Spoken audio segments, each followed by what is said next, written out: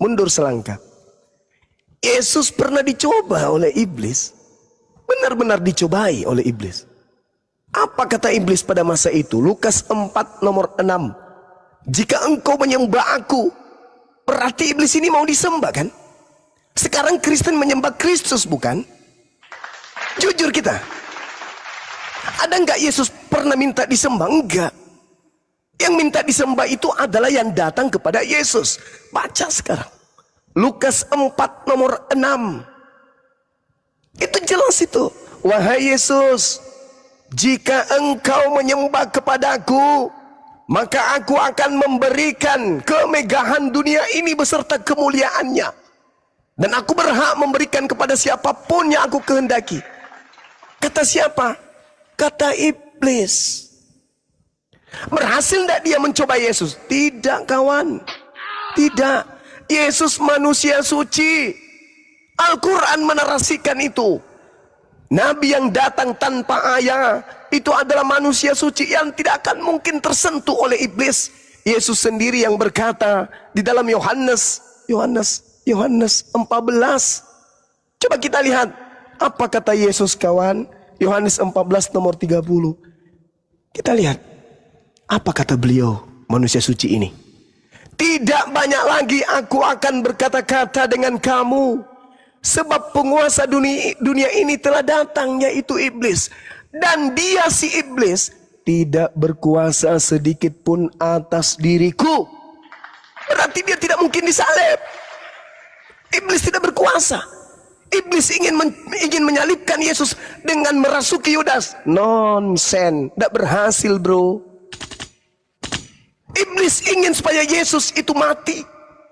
Dia merasuki kemudian orang-orang yang ada sekelilingnya, mempengaruhi imam kepala mahkamah agama supaya mereka melakukan kesaksian-kesaksian palsu. No, Yesus nabi yang suci tidak akan pernah tersentuh sedikit pun oleh upaya-upaya makar iblis. Kata siapa? Bukan kata Bang Zuma kawan. Kata Yesus. Yohanes 14:31. Tidak banyak lagi aku berkata-kata dengan kamu, sebab penguasa dunia datang. Siapa penguasa dunia? Iblis. Dan dia tidak berkuasa sedikit pun atas diriku. Sia-sia iman Kristen yang berkata Yesus disalib. Sia-sia. Karena ternyata iblis beserta dengan sekutu-sekutunya tidak berhasil. Jangankan menyalibkan, menyentuh Nabi Yesus aja kagak kawan. Ini yang diterangkan oleh Al-Quran. Al-Quran datang menyelamatkan kalian. Untuk menyelamatkan, berbahagialah kalian saudaraku yang masih hidup di zaman kami. Para apologet Islam ini juga ada. Apa jadinya ketika Anda sudah masuk kubur? Tidak sempat bertemu para apologet Islam. Lalu kemudian Lukas 4-nya nomor 6 Anda baca dengan teliti. Iblis berkata kepada Yesus, segala kuasa itu serta kemuliaannya akan kuberikan kepadamu wahai Yesus. Sebab semua itu telah diserahkan kepadaku, dan aku memberikannya kepada siapa saja yang ku kehendaki. Jadi jikalau engkau menyembahku wahai Yesus, bagaimana mungkin iblis tidak tahu kalau itu Tuhan? Iblis itu tahu Tuhan itu siapa.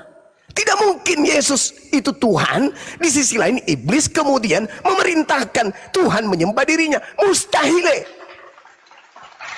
Jadi jikalau engkau menyembah aku, kata iblis, wahai Yesus, jika engkau menyembah aku, seluruh kemegahan dunia dan kemuliaannya akan menjadi milikmu. Iblis loh. Endingnya di mana? Baca nomor 13-nya. Sesudah iblis mengakhiri pencobaan itu, iblis mundur dari Yesus dan menunggu waktu yang tepat.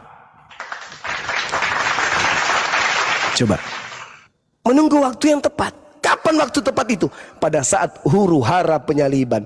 Ternyata yang disalib dan yang keluar dari kubur itu bukan lagi Yesus.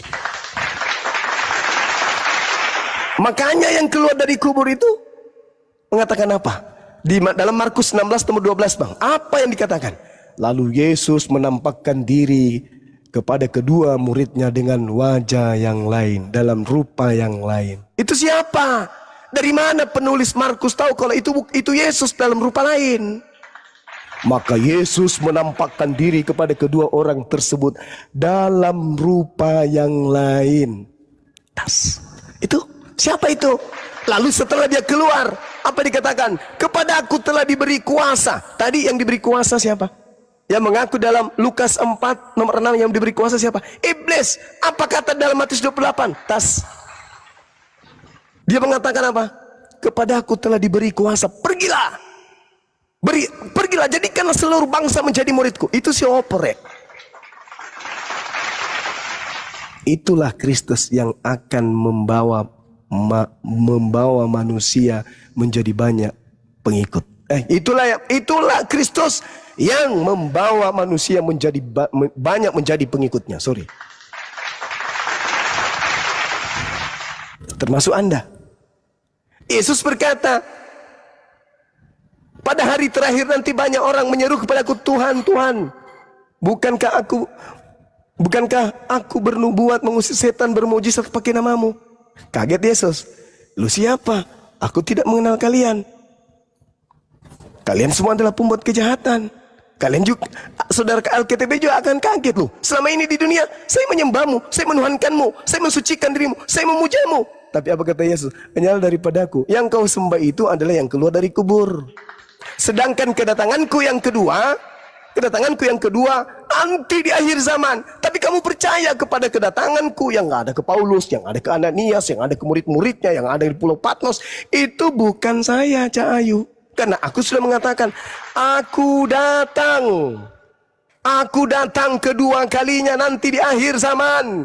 Aku berkata, jika ada orang yang mengaku ada Mesias di sana, ada Mesias di sini, jangan kau percaya. Tapi kenapa Kristen percaya? Karena iblis penyesat. Berhasil menyesat. Itu tas kan, nak? Itu tasnya Abah kan? Itu makanya tasnya, tolong please. Astagfirullahaladzim, ya Allah ya Karim. Nggak usah kamu buka, biar saya. Oke, lanjut, silakan dulu diambil alih, teman-teman. Ada tamu ini. Silakan. Terima kasih Bang Juma.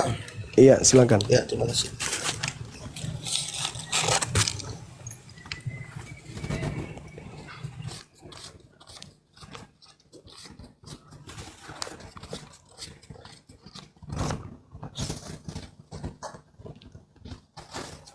Kok diam LKTP?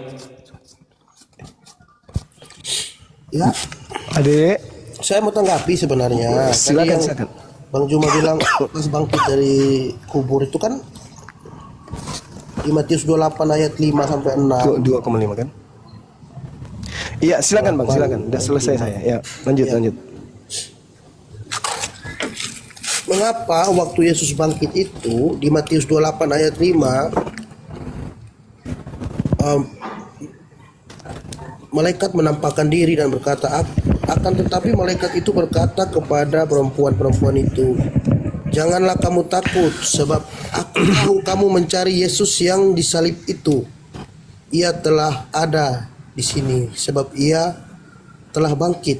Ia tidak ada di sini sebab ia telah bangkit. Sama seperti yang telah dikatakannya. Berarti Yesus sudah mengatakan, sudah menubuatkan bahwa dia akan bangkit.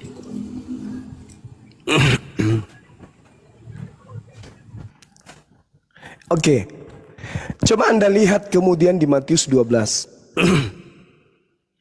Ketika ada orang-orang Yahudi, orang Farisi datang bertanya, Guru, bolehkah kami minta satu tanda? Yesus mengatakan, angkatan jahat ini minta satu tanda. Dan tidak akan diberikan satu tanda apapun selain tanda Yunus. Sebab Yunus 3 hari 3 malam dalam perut ikan lalu keluar. Begitu juga anak manusia 3 hari 3 malam dalam perut bumi lalu keluar. Itu tanda untuk Keluar di hari ketiga di perut bumi itu tanda untuk siapa? Angkatan jahat. Ada tidak orang Yahudi hari ini menyembah Yesus yang keluar dari kubur? Ada? Sekte apa dari Yahudi yang menyembah Tuhan yang keluar dari kubur? Ada enggak? Ada enggak murid-murid 11 murid punya keturunan menyembah kepada makhluk yang keluar dari kubur? Itu lawak bagi Yahudi. Lawak-lawakan bagi Yahudi. Memalukan. Orang Yahudi yang punya rumah. Orang Yahudi yang tahu perkara. Orang Yahudi yang tahu di TKP. Orang Yahudi yang menyaksikan, merasakan, mencobai, melihat dan merasakan. Ikut pada masa itu. Mana keturunan Yakobus? Mana keturunan kemudian Yudas? Mana keturunan Nikodemus? Mana keturunan Maria Magdalena? Mana keturunan Petrus? Mana keturunan Andreas? Mana mereka? Kenapa tidak menjadi Kristen? Kenapa? Karena mereka bukan angkatan jahat, kawan. Angkatan jahat Anda baca dalam Matius 23 nomor 15. Pelan-pelan. Pelan-pelan. Anda baca itu angkatan jahat tuh. Celakalah engkau wahai ahli Taurat. Celakalah engkau wahai orang Farisi. Celakalah engkau wahai orang munafik. Engkau menjelajahi daratan, menyeberangi lautan, mentobatkan orang di luar Yerusalem menjadi pengikutmu. Dan setelah menjadi pengikutmu, kau jadikan apa? Kau jadikan dia menjadi orang neraka dan 2 kali lebih jahat daripada engkau sendiri. Itu siapa itu? Siapa orang yang Yahudi, orang Farisi, orang munafik yang keluar menyeberangi lautan menjelajahi daratan, seangkatan dengan Yesus, mentobatkan orang di luar Yahudi menjadi pengikutnya, lalu menjadikan dia orang neraka dan 2 kali lebih jahat daripada Paulus itu sendiri. Daripada dia sendiri. Siapa oknum itu? Siapa orang Farisi yang membuat sekte baru di luar Yahudi? Mentobatkan orang Roma Yunani menjadi pengikutnya. Itu siapa? Coba Anda resapi baik-baik di dalam Kisah Para Rasul 24 nomor 5. Paulus ini adalah penyakit sampar yang telah menyesatkan seluruh orang Yahudi di dunia yang beradab. Dan dia adalah tokoh dari agama Nasorios Kristen. Terjawab bukan? Lalu siapa yang kemudian mengatakan itu? Yesus kan? Coba Anda lihat Matius 23. Ucapan Yesus enggak itu yang berkata, celakalah engkau, celakalah engkau, celakalah engkau. Engkau mentobatkan orang menjadi pengikutmu, kau jadikan orang neraka 2 kali lebih jahat daripada engkau. Itu kata siapa? Kata Yesus. Berarti ada orang Farisi, ada orang Farisi, ada ahli Taurat yang bertobat, pura-pura bertobat, menjadi rasul kemudian menjadi pemimpin. Bagaimana mungkin dia mau mentobatkan orang-orang di Antioquia kalau dia tidak berpura-pura untuk bertobat, untuk menyesatkan orang banyak? Kenapa demikian? Dia nabi, dia utusan. Pergilah, aku akan mengatakan kepadamu apa yang harus kau katakan kepada mereka. Akhirnya dituntun dia sama si Kristus membuat 13 buku. Ini fakta, Bung. Makanya Al-Quran itu datang. Laqad kafara alladzina qalu. Ini Al-Quran datang untuk meluruskan kemudian. Celakalah orang yang mengatakan kemudian bahwa Allah itu ada 3. Mereka dihukum dengan ucapan mereka bahwa Isa telah dibunuh, telah disalibkan. Mereka dihukum. Apa hukumannya? Ya ini sekarang yang Anda alami. Bingung antara kebenaran akal atau kebenaran iman. Bingung. Berada di tengah. Mau meninggalkan sekutu cinta, mau masuk Islam, sulit. Uang 1 kali sebulan aja, 1 kali seminggu aja berat. Ini 5 kali, belum lagi nonot mau dipotong, berat. Iblis dia mengatakan apa? Kau jangan masuk Islam, keluar. Kau pergi ke Edis. Edis itu penghuni surga. Itu buktinya. Begitu dia menghujat, dia lari ke luar negeri supaya masuk ke surga. Itu buktinya. Ikuti itu Edis. Itu pahlawan kita. Begitu dia menghujat, lari ke luar negeri. Itu untuk mendamaikan Nusantara ini, menghujat dari luar negeri. Jadi saudara, saya hanya mengatakan kepada saudara, bahwa di atas bumi ini selepas Yesus terangkat ke langit, satu-satunya makhluk, satu-satunya kelompok manusia yang memuliakan beliau hanya Islam. Yahudi enggak, Kristen apalagi. Kristen mana ada memuliakan Yesus? Enggak ada sama sekali. Enggak ada. Oh, dituhankan. Itu penghinaan bagi Yesus. Nah sekarang polanya saya kembalikan. Kata Yesus, waspadalah kepada penyesat yang datang kepadamu dengan memakai nama Yesus dan berkata akulah Kristus. Datang tidak indikasi ini kepada Paulus? Datang kawan. Datang. Anda di Islam pernah merasakan mencicipi Islam meskipun Anda masih ragu. Ya nggak apa-apa, tak masalah. La ikraha fiddin, tak ada paksaan dalam Islam. Jangankan ente yang dari lahir sudah Kristen, orang Islam sendiri ada kok yang murtad. Saking tidak bisanya kemudian untuk istiqomah menjalankan perintah. Sikit-sikit asan, sikit-sikit sujud, sikit-sikit puasa, sikit-sikit zakat, sikit-sikit beramal soleh. Gak sanggup, mending ke Kristen, enak di Kristen. Apa yang susah di Kristen? Tidak ada yang haram, tidak ada yang wajib. Tidak ada, sudah gitu dijamin masuk surga. Tapi yang jamin siapa? Kristus. Oh ya, yes, Kristus yang mana? Nah, ini Kristus yang mana ini yang harus diselesaikan. Karena ternyata penyesat dan yang akan menyesatkan banyak orang gelarnya Kristus. Naifnya Kristen itu adalah singkatan dari pengikut Kristus. Alamak, celaka kita ini. Untung ada Islam datang untuk kemudian memberikan butiran-butiran cahaya dari ilahi. Bahwa keselamatan itu hanya bisa dipangku dan dirangkul dengan akal dan kitab wahyu. Maksud saya wahyu itu adalah kitab suci Al-Quran. Ya kan, ini Kristen sekarang juga menggunakan kitab wahyu, padahal bukan wahyu itu. Maksud itu bukan nama wahyu, kata wahyu itu hanya dalam Quran, dari dalam original teksnya. Nah itu dia saudara. Coba Anda lihat. Anda telusuri, Anda punya hati, Anda punya akal, Anda punya mata, Anda punya pikiran, Anda punya perasaan. Duduk, renungkan baik-baik. Renungkan, tengok agama Islam. Ada enggak Islam itu menyerupai Kristen? Entah itu mengatasnamakan penyebutan Tuhannya, penyebutan kitabnya, gelar nabinya, gelar pembawa agama Islamnya. Ada enggak? Enggak ada sama sekali. Tapi coba renungkan Kristen. Coba. Sudahlah kitab perjanjian lama miliknya Yahudi diambil. Tidak ada legalitasnya untuk mereka gunakan. Sudahlah perjanjian baru kitab Roma, Filipi, Galatia, Tesalonika dan seterusnya. Tidak ada legalitas dari Yesus. Sudah begitu masuk ke Indonesia pakai gelar Tuhannya umat Islam. Kitabnya mengambil gelar kitabnya umat Islam, Alkitab. Mengambil lagi Paulus dikatakan rasul, ambil lagi nabi, bla bla bla dan seterusnya. Apa ini? Bukankah yang sering-sering menyamar itu adalah penyesat? Bukankah Yesus sendiri mengatakan di dalam kitab Anda sendiri mengatakan 1 Yohanes 4 nomor 4, waspadalah kepada roh-roh jahat, ujilah setiap roh yang datang, sebab banyak nabi-nabi palsu. Ada roh datang kepada Paulus. Kalau roh yang datang kepada Paulus itu adalah iblis, maka Paulus adalah nabi palsu. Mana dalilnya? Kita lihat di dalam kitab saudara. Jangan pakai kitab Islam, karena nanti dibilang framing. Kita baca di dalam kitab saudara. Kitab saudara sendiri yang menerangkan itu.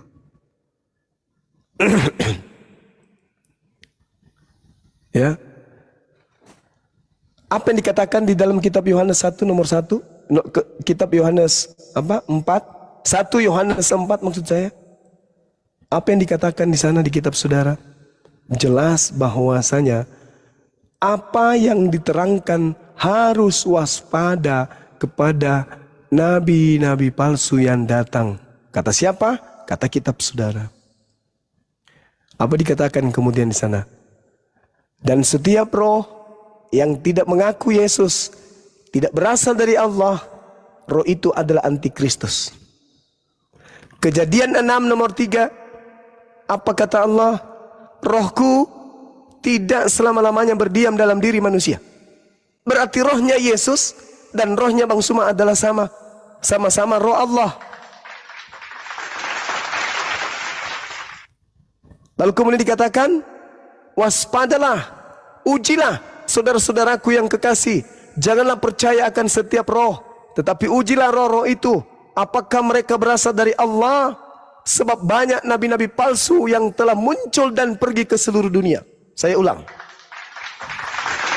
saudara-saudaraku yang kekasih, janganlah percaya akan setiap roh, tetapi ujilah roh-roh itu. Sekarang pertanyaan saya, adakah saudara pernah menguji roh yang datang kepada Paulus? Akulah Yesus yang kau aniaya. Pernah uji roh itu? Atau Anda hanya percaya saja? Karena roh palsu akan datang kepada nabi palsu. Kalau roh yang datang adalah roh palsu, bukan dari Allah, tapi dari iblis, maka yang didatangi itu menjadi apa? Menjadi nabi palsu. Sejak kapan Yesus muncul dengan hanya suara saja dan dengan hanya cahaya? Bahkan Yesus mengatakan dalam Lukas 10 nomor 18, aku Yesus berkata, aku melihat iblis datang, jatuh, turun dari langit berupa cahaya. Yang datang kepada Paulus berupa apa? Berupa cahaya. Sedangkan malaikat berkata dalam kisah para rasul 1 nomor 11, apa kata iblis? Apa kata malaikat? Yesus yang kalian lihat terangkat ke langit akan datang kedua kalinya ke bumi ini, sama seperti engkau melihat dia ke langit. Coba. Dan sekarang kalau Anda bertanya kepada diri Anda datang kepada saya kawan, menangis Anda, menangis. Bang Suma, terima kasih Bang Suma. Bang Suma, Anda menangis. Lalu setelah itu Anda berpaling. Ini tipikal apa? Apa yang merasuki Anda? Kira-kira makhluk apa yang ada dalam diri Anda yang kuat memegang? Saya tidak salahkan saudara, tapi yang saya salahkan adalah ular yang ada di dalam diri saudara. Ular tua, ular naga yang bertanduk 7 bermata 7 mungkin. Itu yang memegang Anda sampai dia tidak mau ikhlas melepaskan Anda. Dan Al-Quran saya mengatakan, barang siapa beriman lalu kemudian kafir, lalu kemudian beriman, Allah akan menambahkan kemudian semakin menjadi-jadi kekafirannya. An-Nisa ayat 137. A'udzubillahi minasyaitonirrajim. Innal ladina amanu summa kafaru summa amanu summa kafaru summa zdadu kufra lam yakunillah liyaghfira lahum wala liyahdiyahum sabila. Sesungguhnya orang-orang yang beriman, syahadat, lalu kafir, ketemu Edis, kemudian beriman lagi, ragu dia, ini Edis ini jualan obat. Kalau dia adalah pengikut Yesus sejati, ngapain dia lari ke luar negeri? Harusnya dia berani di sini. Nyawa dipertaruhkan kemudian. Karena Yesus berkata, jika engkau tidak membenci ibumu, tidak membenci ayahmu, tidak membenci saudara-saudaramu, tidak membenci hartamu, bahkan tidak membenci nyawamu sendiri, kamu tidak akan bisa menjadi pengikutku. Itu kata Yesus. Lalu ini benci nyawanya, dia sayang nyawanya, makanya lari ke luar negeri pakai daster. Karena dia sayang nyawanya, dia tidak benci. Tidak sama seperti kami umat Islam. Ketika ada yang mengatakan Allah Subhanahu wa taala dengan olok-olokan, maka apa yang terjadi? Allahu Akbar, takbir, jihad. Kami tidak sayang nyawa. Itu baru cinta sejati. Ini katanya Yesus, kamu tidak akan bisa menjadi pengikutku jika engkau tidak membenci ayahmu, membenci ibumu, membenci anak-anakmu, membenci hartamu, bahkan membenci nyawamu sekalipun. Kamu tidak bisa menjadi pengikutku. Lari ke luar negeri. Sayang dia punya nyawa. Jangankan nyawanya, tubuhnya pun sayang sekali dia. Padahal untuk menjadi pengikut Yesus harus berkorban jiwa dan raga. Kalau dia orang benar, tinggal di Indonesia, katakan A yang A, katakan B yang B. Di mana Bang Suma menantang dia offline berdebat. Mari kumpul bersama dengan Bang Suma. Kita sewa gedung, kami yang bayarkan. Kita diskusi offline. Bawa datamu. Matikan HP, matikan komputer, jangan ada internet. Duduk saya pun demikian. Tidak ada HP, tidak internet. Mari bahas Islam. Hayo. Berani, ada ilmu. Al-Quran mengatakan demikian. Innal ladina amanu summa kafaru summa amanu summa kafaru summa zdadu kufra lam yakunillah liyaghfira lahum wa la yahdiyahum sabila. Al-Quran saya mengatakan begitu. Keadaan yang Anda alami akan terjadi. Al-Quran 1400 tahun silam sudah menyatakan itu. Apa kata Quran? Sesungguhnya orang-orang yang beriman lalu murtad kembali, kemudian beriman lagi, kemudian kafir lagi, lalu Tuhan Allah Subhanahu wa taala turun tangan dengan keadaan itu. Dia turun tangan, Allah turun tangan. Lalu bertambah kekafirannya kemudian ketika sudah didatangkan pemahaman, penjelasan, uraian baik Al-Quran maupun Bible, tetapi dia sengaja mempertambah kekafirannya kata Allah. Maka apa kata Allah? Allah tidak akan mengampuni mereka dan tidak pula menunjukkan kepada mereka jalan yang lurus. Masalahnya, kami tidak bisa memaksa saudara. La ikraha fiddin, wa qulil haqqu min rabbikum, kata Allah. Kebenaran itu sudah aku tumpahkan semuanya. Yang mau beriman, tafadhal silakan. Yang tidak mau beriman juga tak apa. Tapi ingat, ada hari pembalasan. Di dalam pengajaran Yesus sendiri pun mengatakan, di dalam Yohanes 2, apa kata Yesus? Yohanes 5 nomor 29. Apa kata beliau? Manusia akan dibangkitkan untuk dihakimi berdasarkan perbuatannya masing-masing. Oke, saudara, kembali lagi kepada poin penyesat yang datang setelah Yesus, bukan Nabi Muhammad. Penyesat yang datang setelah Yesus menurut Yesus tidak bergelar ummi, tidak bergelar buta huruf, tidak bergelar sallallahu alaihi wasallam, tetapi bergelar Kristus. Silakan Anda renungkan. Nanti ketemu Edis, tanya sama Edis, Bang, benarkah Bang Suma mengatakan penyesat yang datang setelah Yesus itu bergelar Kristus? Tanya ke dia. Habis itu lihat jawabannya. Kok dia mengatakan tidak? Kasih dalil.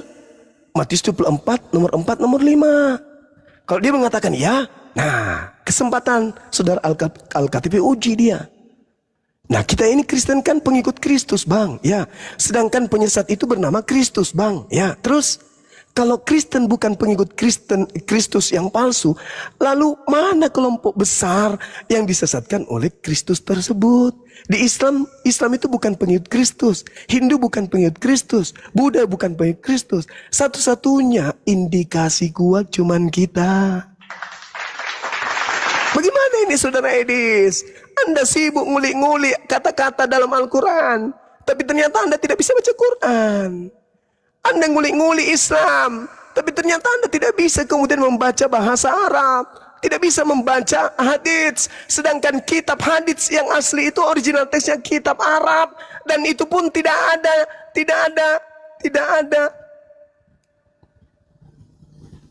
tanda baca. Tidak ada harakatnya. Bisa Edis baca? Ngapain? Kita kan orang Indonesia. Baca bahasa Indonesia. Nah, itu tipikal iblis itu kayak gitu. Disuruh baca Quran, saya sudah 13 tahun. Belajar Quran, bola balik. Disuruh baca ayu webo, au dia. Hanya bisa mengambil satu kata, habis itu dilihat di internet. Oh, ini kata ini begini. Oh, ini dari sini. Oh, dari sini. Itu ajanya.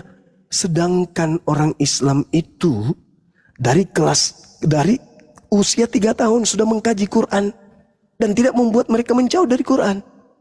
Justru Kristen menjauh dari Bible. Apa buktinya? Yesus bahasa Ibrani, Bible bahasa Yunani. Orang Kristen Indonesia berapa persen yang bisa bahasa Yunani membaca Bible? Indek nara kepeng. Nah, itu dia saudaraku. Jadi sekali lagi saya mau izin ibadah. Saya bukan mau mendoktrin Anda, enggak. Tapi tolong kata per kata, pesan yang saya sampaikan Anda terima. Lalu kemudian Anda telaah. Ingat saudara, ketika kita sudah selangkah ditinggal oleh yang mengantar jenazah kita dari alam kubur, kita tak ada pilihan. Saya mau Islam dulu deh. Saya mau Kristen lagi. Enggak.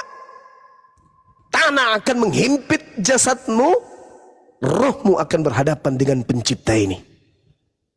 Kita akan mempertanggungjawabkan apa yang telah kita lakukan di dunia. Seperti itu.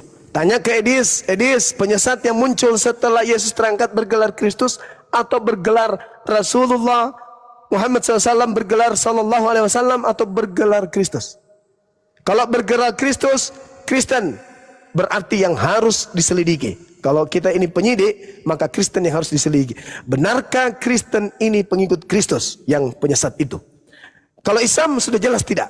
Karena Islam bukan pengikut Kristus. Saya kira begitu saudaraku. Terima kasih banyak.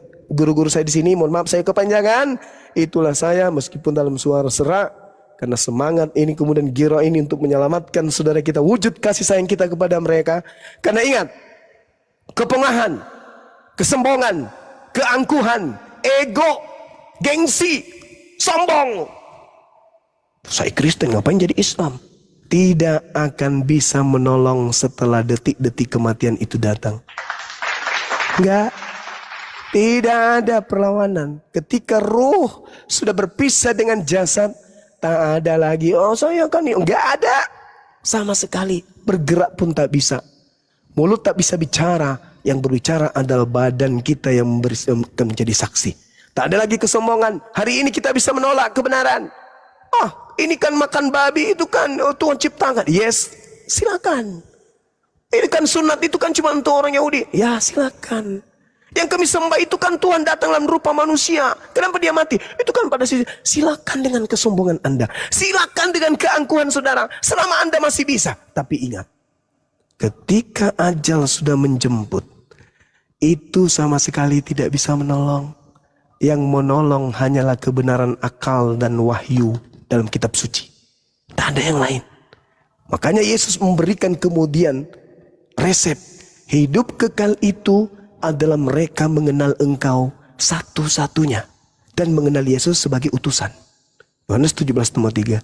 Kenapa kalian susah menerima itu? Karena ada si penyesat yang mutar-mutar di ginjal, di otak, di kepala, di hidung, di kuping, di mata, di tangan, di kemaluan. Mutar-mutar terus. Enak ternyata di Kristen ini. Enak seenak-enak. Itu yang mutar. Sehingga kebenaran pun lumpuh. Tak bisa masuk ke dalam. Hati Anda gelap. Tidak ada cahaya menerangi jiwa dan pemikiran Anda. Kenapa? Karena iblis sudah bertengger di sana. Bersarang di sana. Memberikan makanan-makanan yang haram. Sujud menyembah kepada yang bukan Tuhan. Semuanya dinikmati minuman-minuman haram. Semuanya.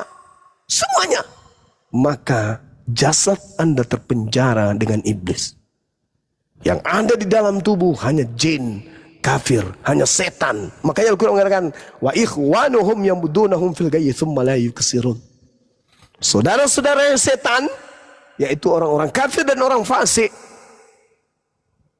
menolong setan di dalam menyesatkan manusia, membantu setan di dalam durhaka kepada Tuhan. Dan mereka dua kelompok ini yang kerjasama, yaitu jin kafir iblis dan juga manusia yang kafir, bekerja sama untuk menyesatkan dan mendurhakai Tuhan. Ketika ada orang menyembah kepada manusia, dia sudah durhaka kepada Tuhan. Karena Tuhan bukan manusia, bukan dari manusia, tapi mereka menyembah kepada manusia, anak manusia. Maka itu jelas dia telah berdosa dan durhaka kepada Tuhan pencipta langit dan bumi. Itu pasti. Tidak bisa diragukan lagi. Enyahlah daripadaku. Kalian semua adalah pembuat kejahatan. Aku tidak mengenal kalian. Kalau saya jadi Kristen, saya akan lari langkah 1000. Lari sekencang-kencangnya. Menghindari agama tersebut. Karena masuk agama itu, indikasinya akan diusir oleh Yesus. Bukankah kami telah bernubuat mengusir setan bermujizat? Pakai namamu. Pada waktu itulah aku Yesus akan berterus terang kepada mereka. Enyahlah daripadaku, kalian semua adalah pembuat kejahatan. Aku tidak mengenal kalian. Bodoh kali aku mau di situ. Aku lari sekencang-kencangnya. Kalau perlu aku ateis. Ngapain aku beragama, ujungnya saya diusir. Saya kira begitu saudara. Mohon izin, silakan Anda tanggapi. Waktu Anda mungkin 30 menit. Anda boleh menjelaskan apa saja, curhat apa saja, uraikan apa saja. Dan teman-teman muslim, saya mohon izinkan beliau untuk menyampaikan unek-uneknya. Jangan ditekan, jangan dipijak, jangan dihujat, jangan dibully, biarkan beliau menyampaikan apa yang ada dalam renung pikirannya setelah mendengarkan penjelasan saya. Yang pasti, saya tidak kemudian berat sebelah. Saya juga mengambil data dari Al-Quranul Karim. Innal ladina kafaru min ahlil kitabi wal musyrikina fi nari jahannam. Ulaika hum syarrul bariyah. Itu kitab suci saya mengatakan. Di luar Islam, neraka. Itu kitab suci saya mengatakan. Yesus pun mengatakan hal yang sama. Waspadalah kepada penyesat yang datang kepadamu dengan memakai namaku dan berkata akulah Kristus. Kristen di mana posisinya? Islam di mana posisinya? Alhamdulillah, silakan Anda renungkan dan pikirkan. Jangan Anda gadai iman Anda kepada Edis yang adalah manusia pengecut. Yesusnya mengatakan kalau kau tidak benci nyawamu, kau tidak bisa jadi pengikutku. Dia sayang kali nyawanya. Oleh karena itu enggak patut dijadikan sebagai contoh. Demikian dari saya sementara kawan-kawan. Subhanakallahumma bihamdi. Asyhadu an la ilaha illa anta astaghfiruka wa atubu ilaik. Salam tauhid, salam satu Tuhan. Jayalah Islam kita, jayalah Indonesia kita. Assalamualaikum warahmatullahi wabarakatuh. Izin ibadah sejenak. Waalaikumsalam warahmatullahi wabarakatuh. Masya Allah. Allahu Akbar. Masya Allah. Subhanallah. Terima kasih. Yurillah ya. Ya, silakan Bang Al-KTP. Baik. Mau menanggapi, silakan. Baik, terima kasih banyak. Sebelumnya saya sampaikan kepada Bang Juma. Jujur Bang Juma, kalau yang melihat saya itu hanya Tuhan. Kenapa saya bilang saya Kristen? Karena kebanyakan taping dan orang menghujat saya, kau udah kafir, kau udah kafir. Sedangkan demi Tuhan ya, kalau saya bohong, saya nggak pernah ke gereja. Nggak pernah. Saya nggak selamat hari ini, 7 keturunan saya kalau saya berbohong. Bahkan sholat yang dulu yang saya 5 waktu, sekarang cuma sekali-sekali. Karena sudah renggang saya punya hati. Maghrib saya sholat, nggak ada yang tahu. Walaupun saya dibilang kafir, saya tetap. Tapi yang saya cari itu diskusi adalah kebenaran, bukan pembenaran diri saya. Kenapa saya masuk Komal Muslim? Karena saya cari kebenaran. Jadi saya bilang yang lihat saya itu hanya Tuhan Yang Maha Esa. Karena yang saya cari itu kebenaran Bang. Makanya saya bilang kenapa nggak ada yang kayak Bang Juma gitu. Kenapa nggak ada umat muslim yang begitu? Jarang saya ketemu. Jarang, itulah. Tadi saya lihat Bang Juma, saya naik tadi itu. Karena sampai saat ini saya nggak ke gereja. Saya masih di tengah betul. Yang Bang Juma bilang saya di tengah, saya bingung. Di lain pihak begini, di satu pihak begini. Saya belum ketemu gitu. Saya masih pelajari kedua-duanya. Bahkan saya beli Al-Quran yang ada terjemahannya. Saya pelajari. Jadi jujur yang tahu saya siapa hanya Tuhan. Saya kembalikan kepada Tuhan, Sang Pencipta langit dan bumi. Dialah yang menciptakan saya dan kita semua. Dialah yang tahu hati saya seperti apa. Kenapa saya begitu? Karena saya sudah diduluan fitnah sama orang-orang taping saya tuh. Wah, fitnah, ular beludak, anjing, binatang, halal darahnya, KTP. Siapa yang nggak sakit tanpa mereka tahu apakah saya sholat apa tidak? Gitu loh Bang. KTP. Jadi saya ya sudah panjang ya. Oke, makasih Bang. Jangan dipotong Gini, Bang, Bang, tadi jangan dipotong. Tadi Bang Juma biarin dia ngomong Bang. Jangan dipotong, silakan. Jangan dipotong dulu. 30 menit nggak apa-apa, Jadi, silakan. itu aja Bang yang saya sampaikan. Hanya Tuhan yang tahu apa isi hati saya dan apa pribadi saya. Tapi jujur, demi Tuhan, demi Allah, demi siapapun dia yang menciptakan saya tidak pernah ke gereja setelah saya mualaf itu. Bahkan dulu Bang, saya sholat paling rajin saya Bang. Karena setelah saya dituduh begini, saya cuma sekali aja sholat. Ini tadi maghrib pun saya tidak sholat Bang. Kalau dulu saya dengar tuh Allahu Akbar, saya pergi bahkan 11 kilo dari rumah saya hanya untuk supaya orang tidak mengenal saya, bahwa saya itu, karena di kampung saya tuh ada satu tempat namanya Weta tuh, masjid itu jauh dia, jadi nggak ada yang kenal saya ke situ pakai mobil. Itu waktu itu saya live, ada siapa Rasid dengan itu siapa tuh melihat saya tuh, saya pakai.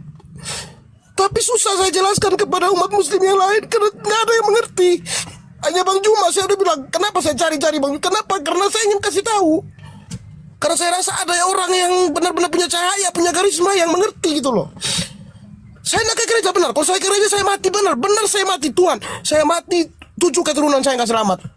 Kalau saya pergi gereja minta ampun seperti yang disarankan pastor atau pendeta, saya nggak selamat. Karena saya belum menemukan kebenaran itu, saya belum menemukan. Saya di persimpangan, betul di persimpangan.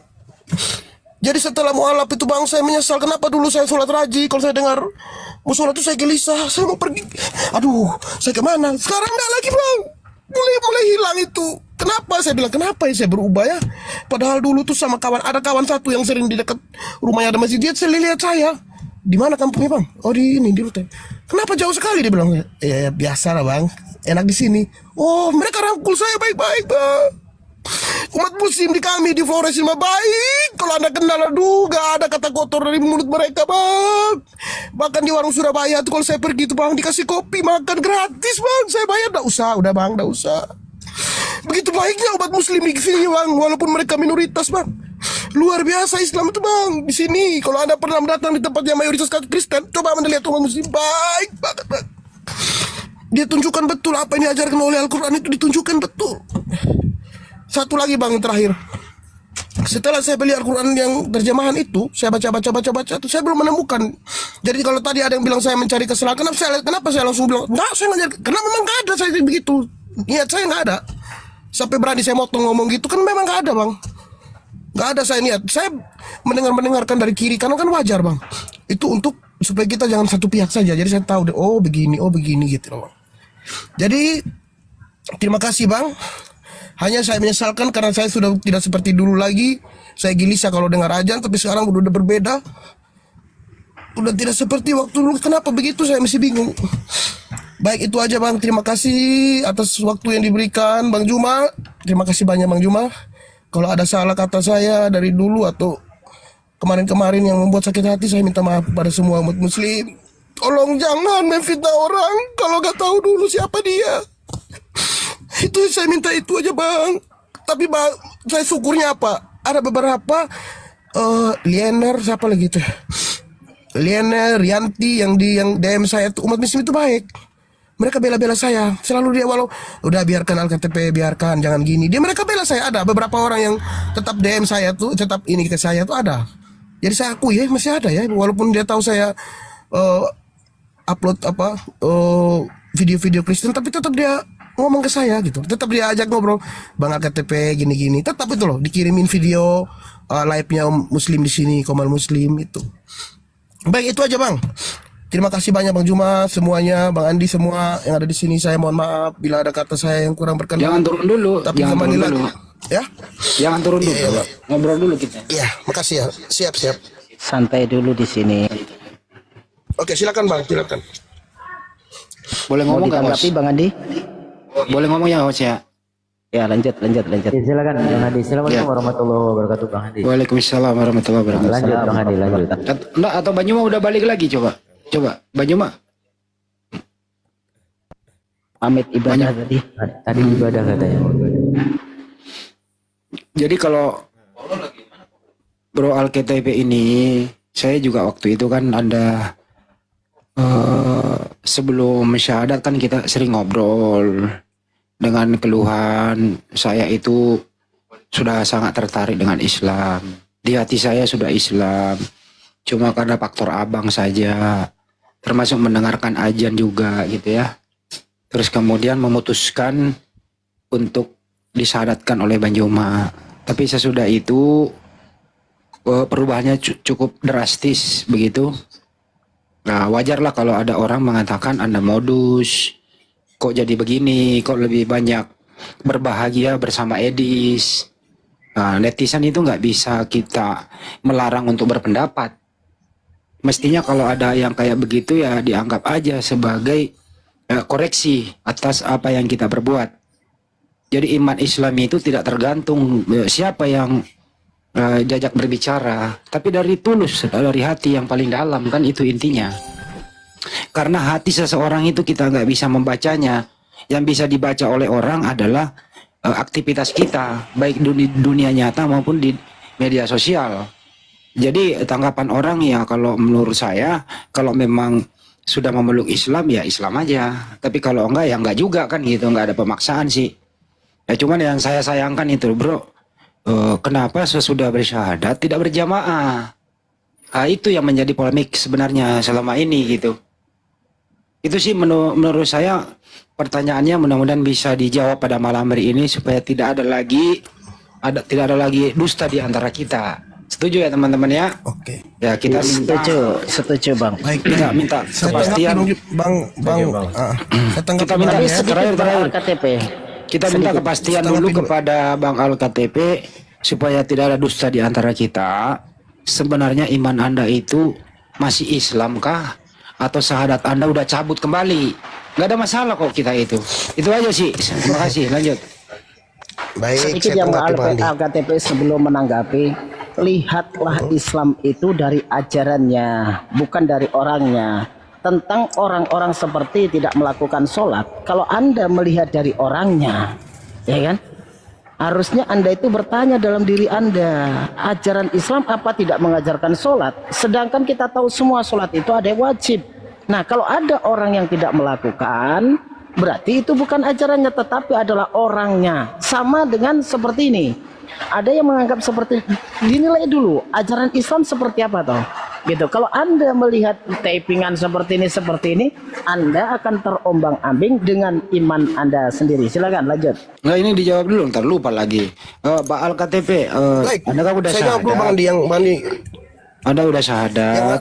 Ya, apakah syahadat Anda itu masih di dalam hati Anda atau syahadat Anda yang kemarin sama Bang Jima udah dicabut? Ini harus diterangin dulu biar netizen pada paham. Itu dulu Bang, baru kita lanjut. Makasih. Oke, sebelum dilanjutkan saya izin pamit dulu ya teman-teman. Siapa tahu ada teman-teman kita dari Uploget yang mau naik, izin turun dulu ya teman-teman semuanya. Bang Zuma, turun dan semua dan teman-teman yang lain. Iya, Ustaz. Oke, tapi sebelum saya turun saya menitipkan suatu pesan kepada Al-KTP ya, bahwasanya Allah Subhanahu wa taala itu penerima tobat. Namun ketika kemudian Fir'aun ya bertobat, tidak diterima tobatnya. Karena apa? Karena nyawanya masih tinggal di kerongkongannya. Makanya di situ dikatakan qala amantu annahu la ilaha illa amanat bihi banu Israil wa ana minal muslimin. Fir'aun saja yang sekelas Fir'aun raja yang mengaku dirinya Tuhan di akhiratnya, dia mengakui bahwasanya agama yang dibawa oleh Musa kepada Bani Israel adalah agama Muslim. Dan dia berserah diri kepada Allah, namun tidak diterima tobatnya karena dia bertobat pada saat nyawa sudah di kerongkongan. Oleh sebab itu sebelum nyawa Anda sampai di kerongkongan, qul yatawaffakum malakul mautil ladzi wukkila bikum summa ila rabbikum turja'un, maka semoga Allah Subhanahu wa taala membukakan pintu hati Anda untuk menerima apa yang disampaikan oleh gurunda kami Bang Suma. Demikianlah apa yang bisa saya sampaikan. Ya subhanakallahumma rabbana wa bihamdika asyhadu an la ilaha illa anta subhanaka. Assalamualaikum warahmatullahi wabarakatuh. Ya. Waalaikumsalam. Waalaikumsalam warahmatullahi wabarakatuh. Saya perkuat lagi ya, siapa tahu lupa. Bang KTP kemarin Anda disyahadatkan oleh Bang Juma. Apakah syahadat itu masih tulus melekat dalam hati atau syahadat Anda udah dicabut? Itu dulu Bang, lanjut. Baik Bang Andi, sebelum saya jawab itu, tadi kan Bang Andi sempat bernarasi bahwa kenapa setelah syahadat itu tidak berjamaah ya, maksudnya tidak Yuk. bergabung gitu kan? Yuk. Ya, itu kan saya bilang saya waktu di rumahnya Prater 3 hari. Setelah itu saya kasih nomor ke Bang Andi dengan siapa lagi itu orang, berapa 3 orang ya. Tapi yang menghubungi saya selama 1 minggu, 2 minggu, hampir 2 minggu tuh nggak ada Bang Andi. Saya hubungi Maaf ya Bang Andi ya. Enggak, saya hubungi Anda tapi di blok loh. Jadi saya nggak jadi hubungi lagi loh. Saya di blok. Ya itu setelah berapa minggu baru saya bro. Ya, oke, lanjut. Tapi sebelum itu saya pernah nelpon ke siapa nama Ceria tuh untuk menanyakan tentang sunat dulu. Ya udah itu sudah. Tadi ya Bang Andi nanya apakah saya sudah cabut apa belum. Kalau cabut dan belum itu saya nggak melakukan apa-apa Bang Andi. Maksudnya tidak ada yang saya. Jadi saya memang di tengah-tengah. Yang tadi saya ceritakan dulu saya rajin sholat. Jujur sekarang saya cuma kadang sekali. Kalau ada waktu saya lagi ke tempat ini saya dengar saya pergi. Kalau enggak saya enggak kayak dulu gitu Bang. Seperti itu Bang Andi. Cabut apa andanya saya enggak ini Bang. Karena jujur saya belum ke gereja juga Bang Andi. Itu. Bang saya potong ya. Inti seorang muslim itu ya syahadat Bang. Nah kalau Anda di tengah-tengah berarti Islam itu tidak abu-abu loh, black or white. Hitam putih. Kalau putih ya putih, hitam ya hitam. Jadi nggak boleh di tengah-tengah Bang. Lebih baik Abang sekarang menentukan sikap. Kami ini kan saudara juga di sini. Anda mau Iya, Bang mencabut Andi. nggak ada, Anda mau mencabut nggak ada masalah tuh, tetap kita berteman gitu loh Bang. Gitu sih Iya. intinya ya. Jadi saya buktikan Bang Andi, kalau saya memang cari kebenaran, saya beli Al-Quran yang terjemahan. Apa itu tadi saya mau tanyakan sama Bang Juma sebenarnya, apakah salah jika saya mempelajari terjemahannya sendiri gitu, untuk memahami sendiri? Apakah itu keliru atau bagaimana? Gitu. Saya mau tanya gitu sebenarnya, tapi cuman nggak sempat jadi. Gitu Bang Andi. Memeluk Islam itu Bang, nggak usah terlalu jauh dulu, cukup syahadat dulu. Kemudian mau ngerti Al-Quran mau kagak, Anda syahadat tulus itu hidayah, itu nanti akan dicerdaskan kok. Yang penting rukun Islam itu pertamanya syahadat, sholat, puasa dan seterusnya itu sampai haji. Itu dulu Bang, basicnya dulu, nggak usah terlalu jauh dulu sampai ingin belajar Al-Quran. Dan memang boleh, tapi ini dulu intinya Bang. Makanya itu saya tekankan di sini. Netizen sangat menunggu supaya nanti di kemudian hari tidak ada lagi prasangka buruk terhadap Anda. Kalau memang Anda, oh iya, syahadat saya cabut, saya kembali menjadi Kristen, ya tetap kita berteman, nggak ada musuhan di sini. Tapi kalau Anda benar-benar saya tulus syahadatkan Bang Juma, kalau perlu saya disyahadatkan ulang, ya kami akan lebih mendekati Anda karena Anda adalah saudara seiman kami. Di samping saudara sebangsa dan setanah air, juga tanggung jawab kami saudara seiman. Tapi kalau abu-abu kayak gini, ya netizen jangan salahkan kalau mereka bebas berpendapat. Karena faktor dari Anda sendiri. Ya semoga malam ini Anda bisa memberikan sikap. Pernyataan sikap. Kira-kira begitu. Lanjut. Boleh masuk sedikit Bang Handi? Mohon izin guruku ya. Boleh Bang Handi. Oh, siap. Ustaz. Yang perlu kita pahami juga bahwasanya ini ya buat Al-KTP. Jadi murtad itu ada tiga kriteria murtad itu ya. Yang pertama itu fi'liyah, perbuatan. Jadi ya, dia mengucapkan saya muslim, kemudian juga di hatinya yakin, tetapi perbuatannya itu selalu melakukan yang menyekutukan kepada Allah. Kemudian juga perbuatannya itu tidak sesuai dengan keislaman. Itu kemudian yang kedua adalah qauliyah, artinya ucapan. Itu ya, walaupun di dalam hatinya itu misalkan gitu ya, dia yakin dengan ibadah, kemudian juga mengakui Allah, kemudian juga sering sholat, tetapi ucapannya sering mengatakan, maaf ya, ini sebagai contoh, saya tidak percaya Islam, saya tidak mengakui Al-Quran, kemudian saya adalah Kristen misalkan, saya sudah melepas keimanan. Nah itu juga termasuk murtad. Kemudian yang ketiga adalah i'tiqadiyah. Ucapannya saya muslim, saya Islam, kemudian dia sholat, tetapi di hatinya itu tidak meyakini tentang keislaman, tentang Allah, tentang Rasulan Kanjeng Nabi Muhammad SAW dan juga ajarannya. Jadi di antara tiga kriteria tersebut ada apa belum? Sudah ada apa tidak? Kalau sudah ada berarti Anda kalau misalkan mau Islam lagi harus bersyahadat, karena itu sudah termasuk daripada murtad. Tinggal sudah ada salah satu tidak dari tiga kriteria tersebut. Itu lanjut yang silakan. Oh betul baik. Iya makasih Bang, benar. Kalau yang Abang sampaikan tadi itu betul, karena ada salah satu, yaitu yang kedua tadi Abang sampaikan bahwa saya bilang saya sudah Kristen kan. Saya pernah mengatakan itu karena tapi faktor yang mendorong saya begitu karena banyaknya fitnah apa segala macam. Tapi saya tidak menyalahkan ini ya, saya cuma bercerita yang saya rasakan, bahwa saya dibilang darah alkohol itu ya apa segala macam, itu yang mendorong saya kemarin, sehingga ya saya udah saya gituin Bang.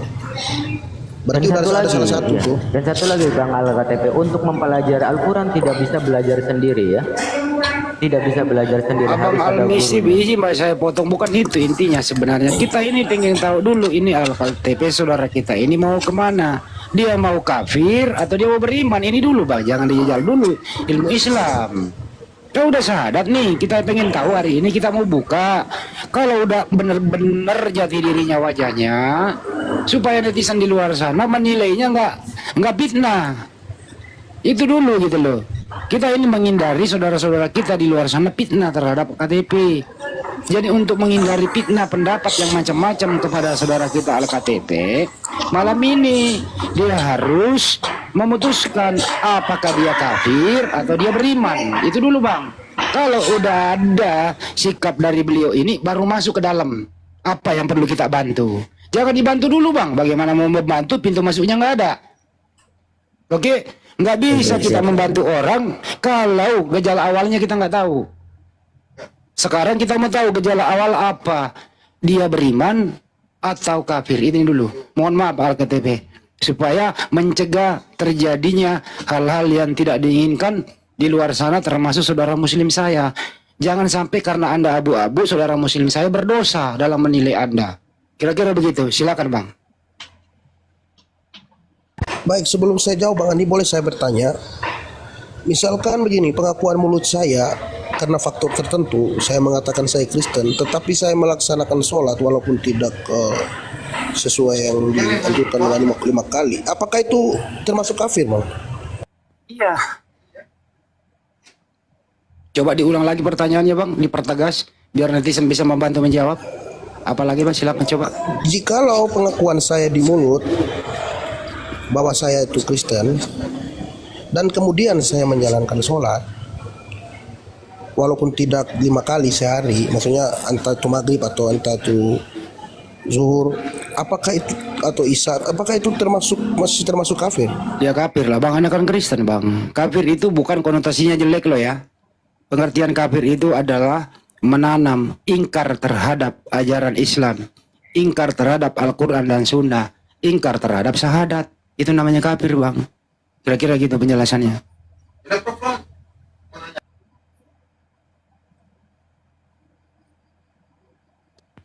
Itu arti kafir bang. Saya masih bingung Bang Andi. Dia tentuin sikap dong bang, supaya jangan gara-gara abang, saudara muslim saya ini berdosa memfitnah abang. Kalau malam ini karena ini live, tentukan sikap. Abang kalau tetap menjadi Kristen, jadilah Kristen yang baik. Supaya teman yang lain sudah punya keputusan. Tidak ada lagi fitnah di antara kita. Dan tidak ada lagi dusta di antara kita. Itu intinya abangku. Setuju ya teman-teman di sini ya? Setuju Bang Andi. Setuju. Setuju bang. Ya, setuju Bang Andi. Kalau pernyataan Anda tadi mengatakan biarlah saya Kristen, tapi saya mencintai Islam. Ya nggak bisa begitu bang. Nggak bisa begitu. Ya Kristen ya kafir menurut ajaran kami. Tapi Anda tetap adalah saudara sebangsa setanah air. Kita ketemu masih bisa kopi bareng kok. Nggak ada permusuhan. Itu aja. Selesai kok ini urusannya bang. Tentukan sikap aja, nggak ada masalah. Atau kalau Anda ambil jalan tengahnya boleh. Kasih saya waktu 1 kali 24 jam untuk berpikir, yang nggak ada masalah. Saya mau mencabut. Saya mau mencabut. Karena ini menyangkut gini loh bang. Kenapa umat Islam marah ke abang? Anda datang menangis-nangis, Bang Juma menjadi korban mensyahadatkan Anda. Tahu sendiri Bang Juma adalah panglima kami, adik saya sendiri, dia adalah panutan, panglima apologet Islam Indonesia.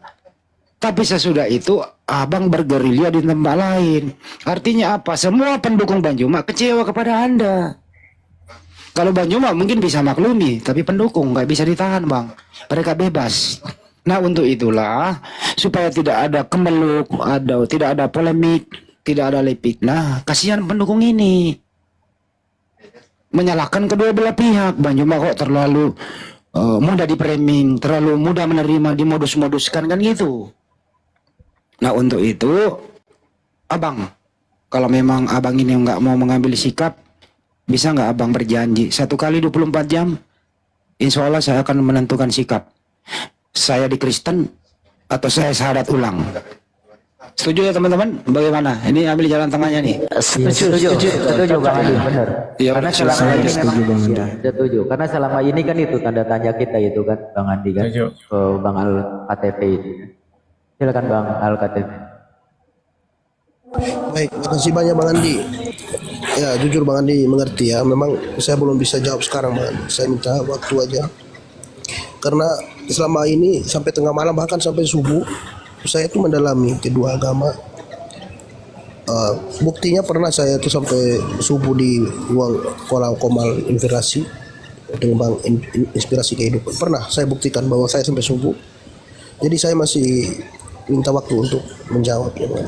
Karena sampai saat ini saya masih mencari kebenaran itu. Tujuan saya masuk di Komal itu bukan untuk ini, tapi untuk mencari kebenaran itu aja tuh. Saya minta waktu aja. Terima kasih untuk semuanya, Bang Andi. Boleh pertegas Anda sebenarnya ini tujuan ke Edis itu apa sih? Sering ngobrol sama Edis, tujuannya apa? Mencari ilmu kah atau ingin berkongsi sama Edis atau satu aliran atau satu tujuan bahwa Edis kan termasuk penista ya? Ingin berguru sama Edis atau ingin masuk bahwa saya ingin juga sama Edis menista Islam? Yang mana yang Anda pegang di sana? Saya ralat dulu Bang Andi. Tadi kan Bang Andi katakan sering berbincang dengan Bang Edis. Jujur saya sekali aja. Silakan tanya Bang Edis atau mungkin cari videonya. Hanya sekali yang dulu pertama sekali saya masuk di Komal Bang Edis. Setelah itu tidak pernah saya masuk. Tapi saya mau kalau minta nyimak pernah, lewat nyimak pernah. Waktu dia sama Ustadz siapa? Berdebat sama Ustadz Wafi kalau nggak salah, itu saya nyimak, saya ikutin. Tapi kalau saya masuk berdebat ngobrol dengan Bang Edis dua kali, sorry maaf 2 kali Bang.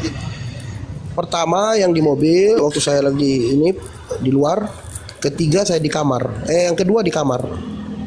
Waktu dia bilang dia mengundang saya untuk berbicara, ya 2 kali Bang Andi, mohon maaf 2 kali aja. Setelah itu nggak pernah lagi. Apa sih menurut Anda Edis itu? Menurut Anda apa gitu ya? Punya ilmu? Menurut Anda nih, saya minta pendapat. Anda kan bisa berpendapat dong terhadap orang lain. Menurut Anda Edis seperti apa? Kalau menurut saya nyimak, saya nonton dia itu kalau dia lagi berdebat sama kayak Ustadz Wafi, sampai selesai saya ikutin Bang. Di situ saya cari kebenaran. Karena kan kedua belah pihak.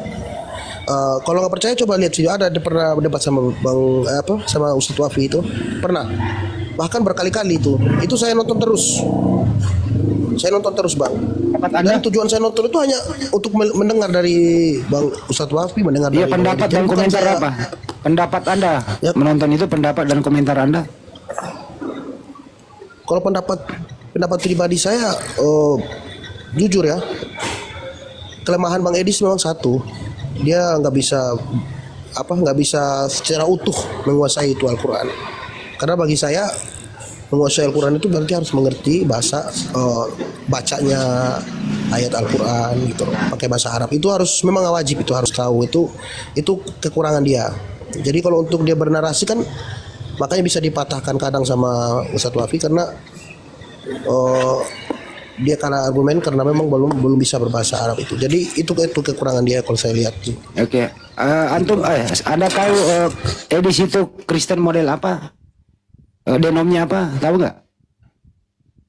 Kalau Bang Edis itu nggak pernah saya selidiki Bang. Saya tahunya dia saya kasih tahu. Kirim video sama abang saya yang kirim. Saya kasih tahu aja Bang.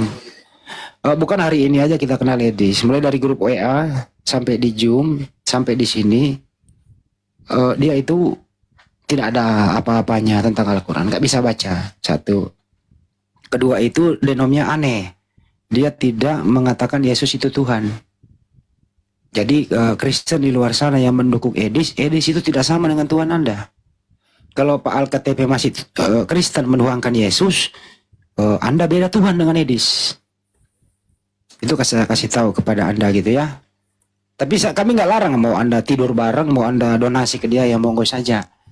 Itu hak Anda gitu. Yang penting adalah sampean ini belum bisa mengambil sikap. Saya sayangkan banget Bang. Saya sayangkan banget hari ini. Telah mengecewakan adik saya, mengecewakan Panglima Apologet Islam Indonesia.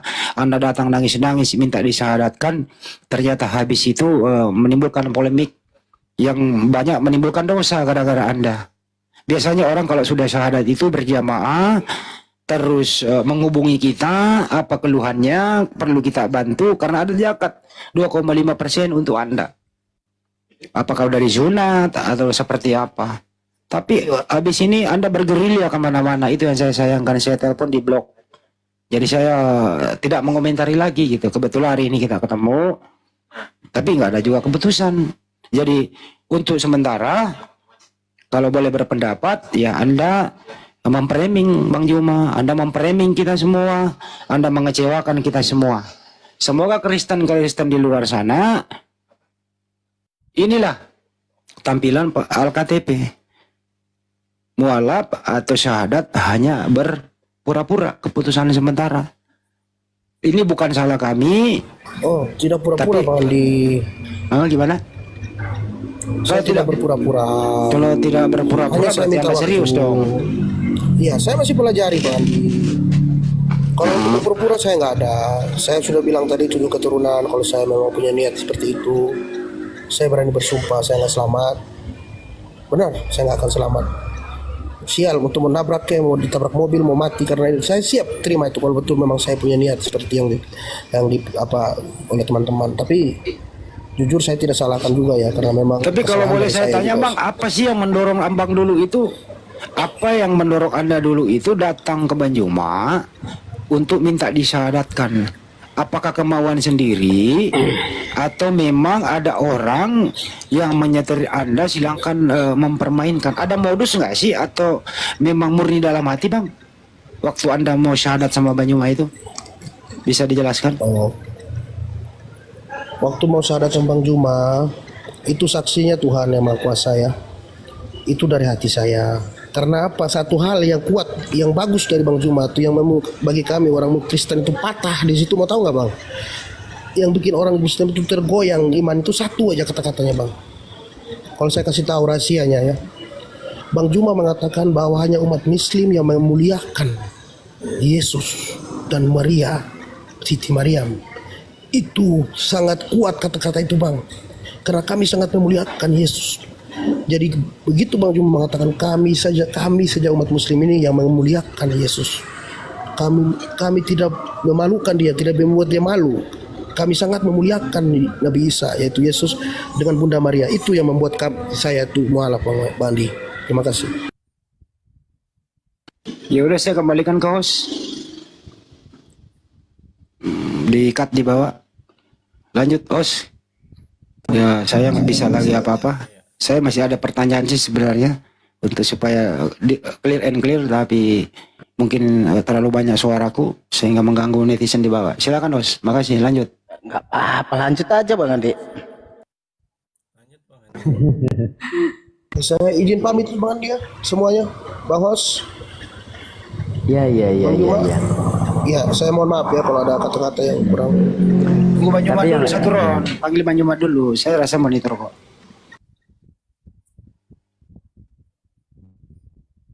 Tapi ada satu ending perkataan yang dikatakan oleh Bang Andi tadi pura-pura Izin dulu nggak mau. Bang Juma Iya. udah datang. Iya, lanjut. Assalamualaikum Lanjut Bang Zuma. Iya, teman-teman sekalian. Masih lanjut ternyata ya. Masih lanjut. Silakan. Masih Ini loh, lanjut. Bang Juma. ini loh tadi saya pertanyaan Bang Juma kepada dia bahwa apa motivasinya dulu Anda datang menangis untuk disyaratkan Bang Juma, motivasinya apa? Jawabannya dulu jelas. Terus pertanyaan yang paling tidak dijawab adalah hari ini kamu mau mencabut dulu syahadatnya atau ingin tetap menjadi seorang Islam? Atau pertanyaan yang paling gampang tadi, kamu sekarang ini beriman atau kafir? Diberi minta waktu 1 kali 24 jam menjawab. Itu Bang Juma kira-kira. Boleh saya tambahin dikit Bang Juma? Iya, silakan Bang, silakan. Jadi gini Bang Juma. Saya mau bertanya, seandainya di mulut saya berkata, ya saya sudah Kristen, tapi saya tidak beribadah ke gereja, tidak melaksanakannya. Saya hanya mengatakan di mulut karena faktor dan lain sebagainya. Tetapi malah saya itu tetap sholat walaupun tidak seperti dulu. Saya hanya cuma kadang maghrib, kadang isya, kadang sekali-kali. Apakah itu sudah tergolong saya mencabut syahadat seperti yang diminta Bang Andi tadi? Itu Bang Juma, makasih. Ya, sebenarnya Islam, Muslim, dan saudara-saudara di luar Islam itu dilihat dari perilaku. Karena Islam itu ketika bertauhid tidak hanya ungkapan mulut saja, tetapi harus diimplementasikan dengan perbuatan, dan perbuatan ini harus diikhlaskan dengan hati. Itu Islam itu. Jadi kalau ada orang mengaku dirinya Islam, tetapi kemudian dia tidak menjalankan syariat Islam, maka dia jatuh-jatuhnya mendekati kemunafikan. Sebaliknya, ada orang mengaku kafir, tetapi menjalankan syariat Islam, juga itu menyalahi. Kenapa menyalahi? Karena persaksian itu artinya, aku bersaksi tiada Tuhan selain Allah. Berarti tak ada lagi yang kita peduli yang lain. Semata-mata Allah. Kita berjalan Allah. Kita duduk Allah. Kita baring Allah. Kita bekerja Allah. Kenapa demikian? Karena kita bersaksi. Itulah indahnya di Islam. Di Islam itu, Bung, tidak seperti agama lain. Mereka mencari Tuhan, mencari objek Tuhan. Kalau di Islam kagak. Karena Allah membaca hati. Allah mengerti, Allah paham kemudian apa yang tertulis di dalam hati manusia. Al-Quran menarasikan itu. Surah Qaf ayat 16. Walaqad khalaqnal insan wa na'lamu ma tuwaswisu bihi nafsuh. Dan sungguh aku telah menciptakan manusia dan aku mengetahui apa yang dibisikkan oleh hatinya. Nah, kalau hati ini benar-benar beriman kepada Allah, maka jasad ini akan terpanggil untuk melangkah kepada ketaatan untuk beribadah. Jadi cerminan hati dalam Islam dapat terlihat dari perilaku manusia. Itu Al-Quran yang menarasikan itu. Walaqad khalaqnal insan. Jadi manusia yang sadar akan kesaksiannya. Aku bersaksi tiada Tuhan selain Allah. Dimanapun dia berada, dia tahu bahwa dia sadar. Dia menjadi saksi bahwa ketukan-ketukan, luapan-luapan, bisikan-bisikan, ocehan-ocehan, keluhan-keluhan, curhatan-curhatan yang muncul di hatinya, itu didengarkan oleh Allah. Anallaha sami. Sesungguhnya Allah itu maha mendengar.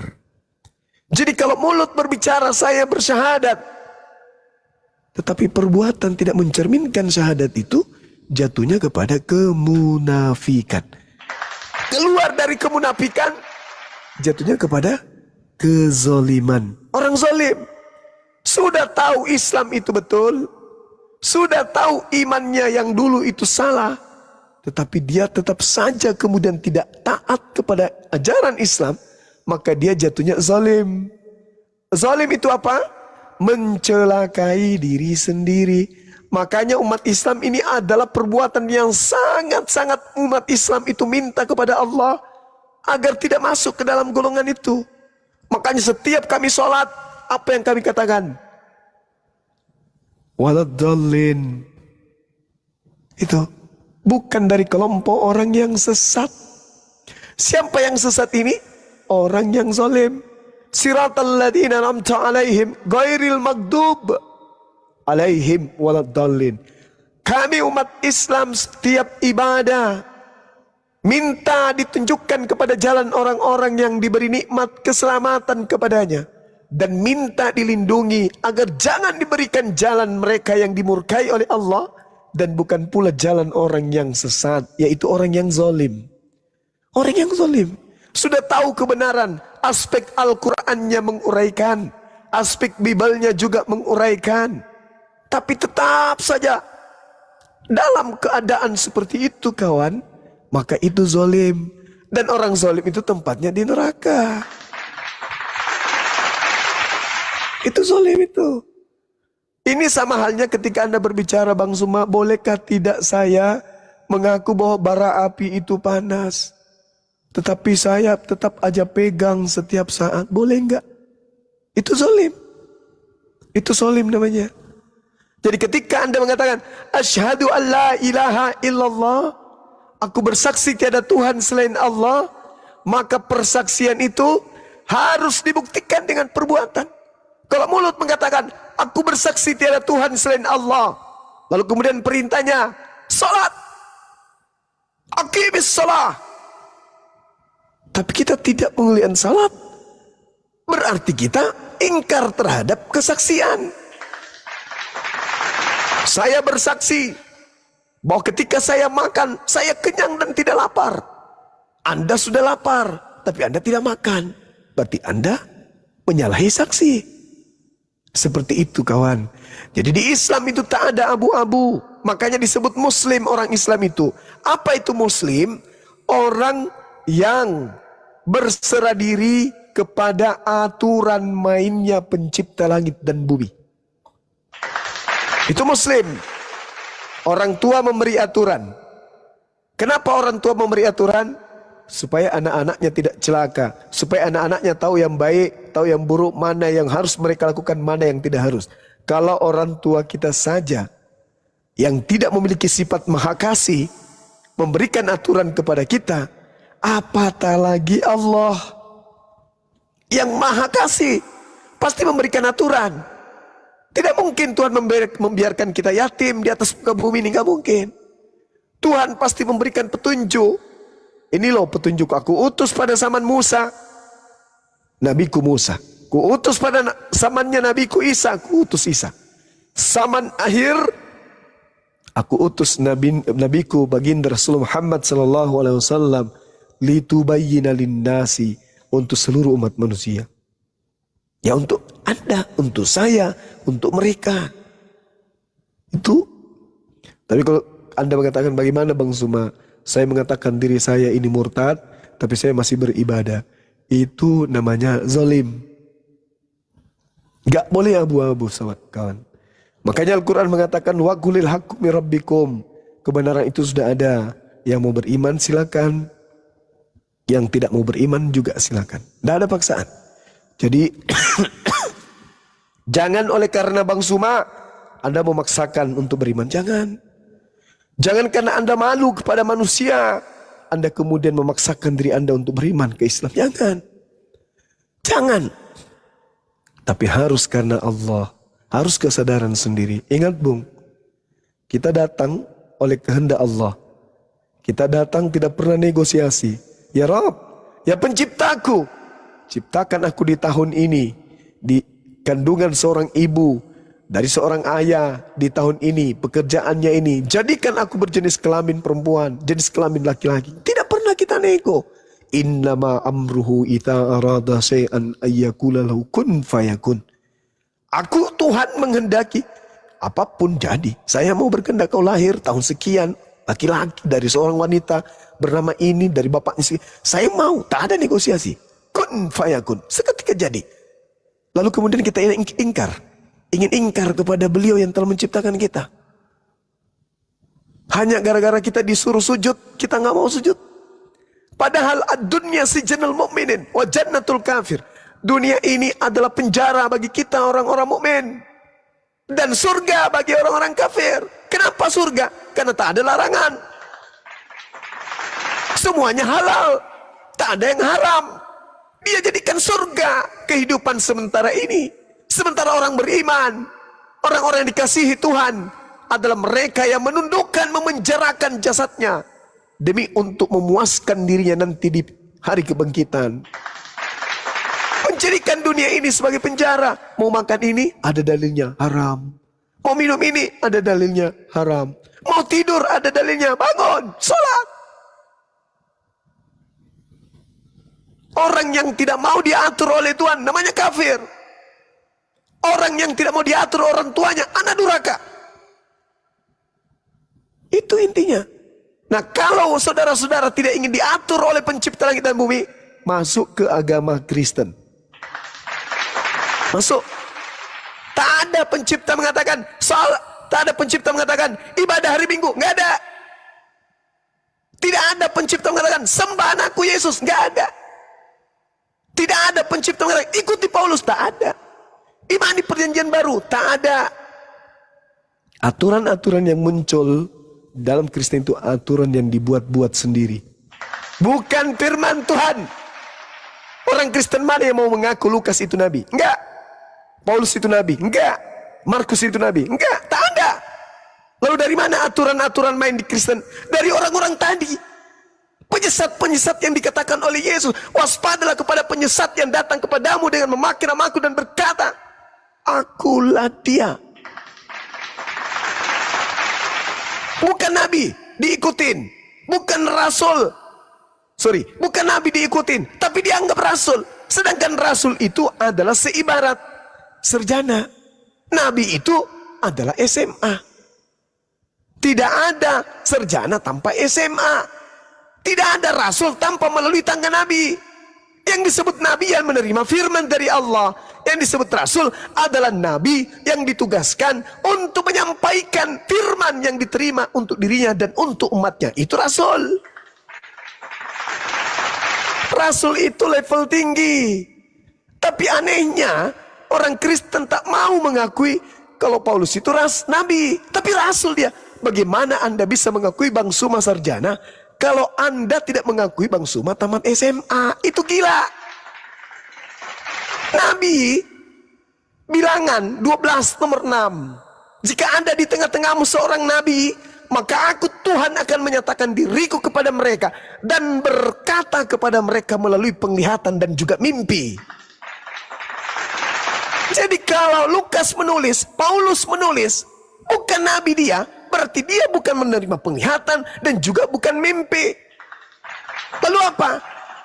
Angan-angan berarti. Angan-angan berarti. Makanya Yesus tidak pernah memberikan legitimasi terhadap Bible.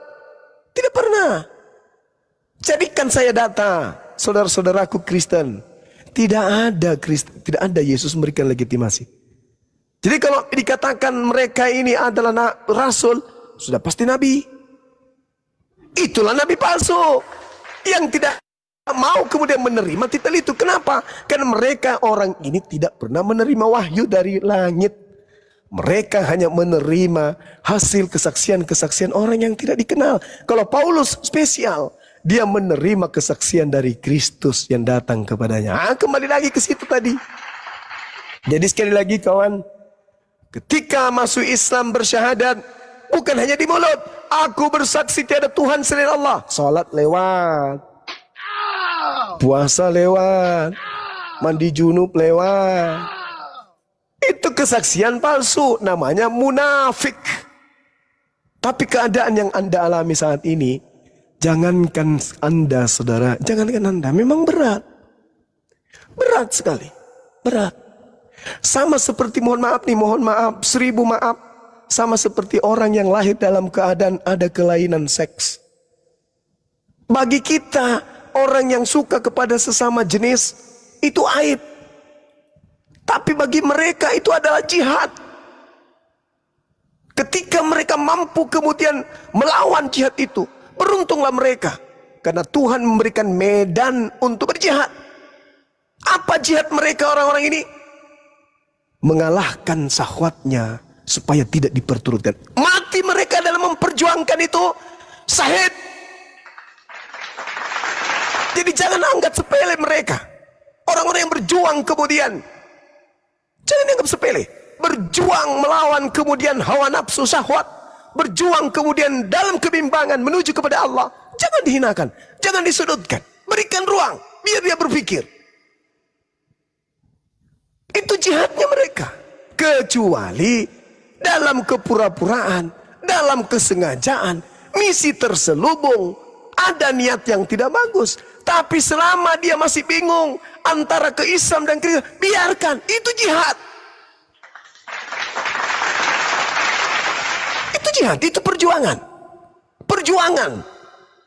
Jangankan mereka yang kemudian, yang tadinya sudah Kristen dari lahir, berpuluh tahun dia makan babi, makan anjing, makanan yang diharamkan, tetapi mereka suka menyembah kepada makhluk selain daripada Allah. Orang Islam dari lahir aja pun masih hari ini banyak yang tidak sholat. Banyak yang ente, leheng ente. Suka-suka gue, yang penting gue Islam. Banyak yang kayak gitu. Jadi jangan terlalu kita menyudutkan orang-orang yang tadi bersyahadat, lalu kemudian berleha-leha. Terkecuali mereka melakukan kemudian balik menghadapi Islam dengan penistaan, penghujatan, penghinaan, berkongkol melakukan perlawanan terhadap akidah Islam. Baru kita tidak beri ruang dia orang-orang kayak begini. Karena Al-Quran mengatakan, illal ladzina zalamu minhum. Tapi kalau orang itu masih mau belajar, masih mau mencari, silakan. Silakan, mereka sedang berjihad. Dalam arti kata tanda petik ya, mereka sementara memperjuangkan keselamatan mereka. Rangkul, selamatkan semampu kita. Lain cerita kalau dia sudah balik menghadang, menertawakan, menistakan, menghina Rasulullah, menghina Allah, maka katakan kepada mereka, Salome satu lubang rame-rame. Tapi selama mereka masih tergugah hatinya, apalagi sampai dia mengatakan, aku merasa kehilangan. Dulu aku mendengarkan sholat, azan, hatiku menangis. Tapi sekarang enggak. Aku merasa kehilangan. Ada mutiara berlian yang hilang pada diri saya. Subhanallah. Subhanallah. Jarang-jarang orang bisa merasakan itu. Jarang. Kita umat Islam aja nih. Saya nggak sanggup Bang Jumat. Saya pamit, saya nggak sanggup. Ya silakan saudara. Terima kasih Bang Jumat, terima kasih. Sama-sama. Kita aja yang umat Islam ini, kawan, hari ini beriman, keluar dari masjid, bisa jadi kita maksiat. Kita loh, yang tidak ada makanan haram di dalamnya. Orang tua membina kita, orang tua mendidik kita. Setiap relung sanubari yang ada pada diri kita itu selalu Allah, Allah, Allah, Allah. Tapi ada masa di mana kita jatuh, bukan? Ada banyak. Adalah lebih baik kita mau menangkan pertarungan dengan menyelamatkan mereka daripada kita berkongkol dengan orang-orang yang berhiaskan kemudian gaun ulama, pakaian ustadz, tiap hari berjuang mengatasnamakan Islam, surban di kepala, tasbih di tangan, mulut terlihat orang banyak membaca Quran. Tapi ketika kemudian malam hari, ia seibarat orang yang berjalan dalam kegelapan. Pada saat gelap, kakinya meraba ke sana kemari, nanti lurus ketika ada kilat menyambar. Orang munafik, penampilan ustadz, penampilan ulama, penampilan kiai. Tapi ketika malam hari, menganggap Allah tidak melihat hatinya, kemudian banyak wanita jadi korban, kawan. Banyak orang terkesima.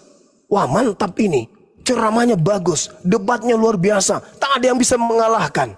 Tapi lama kelamaan orang pada laporan, Mas, piye? Yang itu tuh, ya kenapa? Ada yang curhat sama aku bang. Apa? Ada ini bang. Apa? Orang itu rudalnya di Irak, ini rudalnya ke tetangga bang. Ini yang kita khawatirkan, orang-orang munafik seperti ini akan merusak dakwah. Kita berlindung kepada Allah dari orang-orang seperti ini. Banyak di antara kita kawan. Ya banyak. Oleh karena itulah kemudian mari saya ngajak sahabat-sahabat sekalian. Jika suatu hari nanti masih juga menemukan saudara-saudara yang tipikalnya sama saudara ke LKTP, serahkan kepada Allah. Perjuangan kita hanya menyampaikan saja. Tablik, sampaikan, siarkan. Urusannya kepada Allah. Yang penting kita tuntun. Beda cerita, sekali lagi, beda cerita kalau dia balik nyerang. Beda cerita kalau dia balik nyerang, menghina, menista. Tapi selama dia masih mau mendengarkan, menitiskan air mata dan sebagainya, anggap saja beliau sedang jihad. Ingat kata Allah, jangan kau mengatakan dirimu beriman kalau saya tidak uji. Kan banyak tuh kan. Ada juga yang syahadat, habis itu mohon maaf nyusahin kita. Sikit-sikit.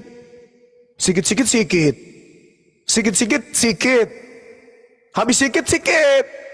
Begitu aja terus hidupnya sikit-sikit. Kupikir dia udah lupa. Kupikir nomor kontaknya kita itu udah dilupakan. Masih juga diserang 2 tahun, 3 tahun, 4 tahun, 5 tahun yang lalu. Masih ingat gak saya, Bang? Ya, ibu siapa? Ini loh, Bang. Suamiku masih kayak dulu. Ini yang kita tidak harapkan yang kayak gini. Makanya apologet Islam Indonesia merubah pola pikir, merubah kemudian rancangan awal. Bahwa semua DPW yang ada di Indonesia, semuanya kita akan rubah menjadi mu'allaf center. Kita berusaha kepada orang-orang Islam yang punya harta, yang punya tempat, yang punya rumah kosong. Jangan takut, hubungi RAPI. Kami ada rumah di Surabaya, Bang Suma, supaya bermanfaat. Bisa tidak tempat saya itu dipakai untuk menggodok para mu'allaf yang sudah syahadat? Jangan takut miskin. Ini perjuangan, kawan. Islam itu diperintahkan untuk diserukan kepada seluruh manusia. Ketika kita serukan, dia datang kepada kita, sambut mereka. Jangan kita itu menumpu harta. Jangan. Di saya punya rumah 3, Bang Suma, yang 1 kosong. Bisa nggak dijadikan sebagai mu'allaf center di sana? Boleh.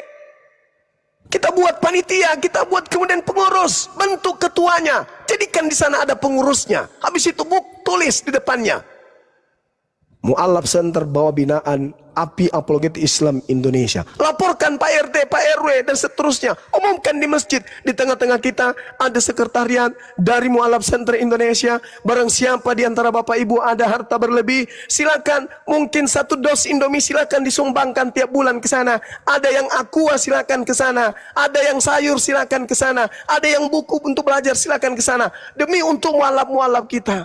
Itu baru perjuangan. Api dibiarkan begitu aja. Ada yang diancam dipenjarakan, pada diam-diam baik. 1 orang mau menjarakan 3 orang. Islamnya pada diam. Apa ikire? Katanya satu tubuh. Jadi itu, makanya kita punya kebijakan ke depannya itu kita rubah. Apa itu? Semua DPW yang ada di Indonesia yang sudah terbentuk akan berubah. DPW Sumut akan berubah menjadi Mu'allaf Center API Wilayah Sumut. Wilayah Sumut berubah menjadi Mu'allaf Center. Mu'allaf Center API Wilayah Sulsel. Mu'allaf Center API Wilayah Sumatera Barat. Mu'allaf Center Wilayah Jawa Barat. Itu yang akan berubah ke depannya. Supaya kita itu mencerminkan bahwa kita ini betul-betul sebagai penyeru. Jangan justru yang ada di dalamnya nembak sini, nembak sana, jadikan orang banyak korban. Jangan. Ya, jadi saya minta kepada rekan-rekan dai dan juga API, Arematea dan semua ormas yang kemudian tampil di sosmed yang membidangi tentang perbandingan agama. Hantam orang-orang yang merusak citra Islam. Tidak peduli siapapun dia.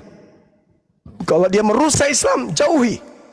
Nanti ketika mereka bertobat, baru mereka datang. Jauhi. Kita bukan orang suci, tapi paling tidak kita tahu seperti apa kita harus bersikap di mata umat. Apa enggak malu? Cerita ayat Islam paling benar. Pokoknya begini, pokoknya malamnya, sayang kamu di mana? Lihat pipimu dong. Sayang kamu ngapain? Istriku sudah tidur loh. Bolehkah aku mendengarkan suaramu? Apa ini? Biadab. Astagfirullah. Tak ada yang kayak gitu-gitu. Kalau ada yang terciduk seperti itu dari apologet Islam khususnya, tolong laporkan kepada kami, kepada Bang Handi, kepada pengurus pusat, agar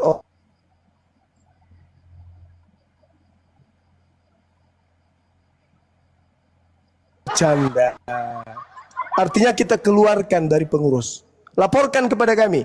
Kalau ada sahabat-sahabat yang jadi korban dari anak-anak saya, pengurus wilayah, pengurus pusat yang error, laporkan kepada teman-teman kami divisi hukum, nanti kita akan berikan teguran keras untuk kita rumahkan atau kita ajak mereka untuk bertaubat lalu kemudian memperbaiki diri. Jangan dibiarkan ini berlanjut. Netizen, ada Bang Handi punya HP, nomor HP selalu diumumkan. Kalau ada hal-hal yang tidak baik yang terjadi pada antum semuanya, dari orang yang mengatasnamakan apologet Islam Indonesia, apalagi yang bukan apologet Islam, laporkan langsung kepada kami. Ya, supaya tidak ada lagi hal-hal yang bisa mencoreng nama baik pembela Islam. Ingat, apologet Islam artinya adalah pembela Islam. Jangan sampai kita membela Islam, membela diri kita di hadapan Allah saja kita tidak bisa. Jadi percuma. Saya kira begitu, sahabat-sahabat sekalian. Ketika ada kata-kata, kalimat yang kurang berkenan, itu semata-mata adalah kekurangan saya sebagai manusia. Ketika ada yang benar, itu karena saya berbicara sebagai ketua pembina dari Apologet Islam Indonesia, sekaligus pengurus ketua umum Makassar Mualaf Center Indonesia, dan hari ini saya juga masih ada SK sebagai ketua Mualaf Center Indonesia cabang Sulawesi Selatan dan juga banyak organisasi lain. Jadi saya juga punya wewenang untuk berbicara hal seperti ini, jangan sampai merusak masyarakat Islam khususnya.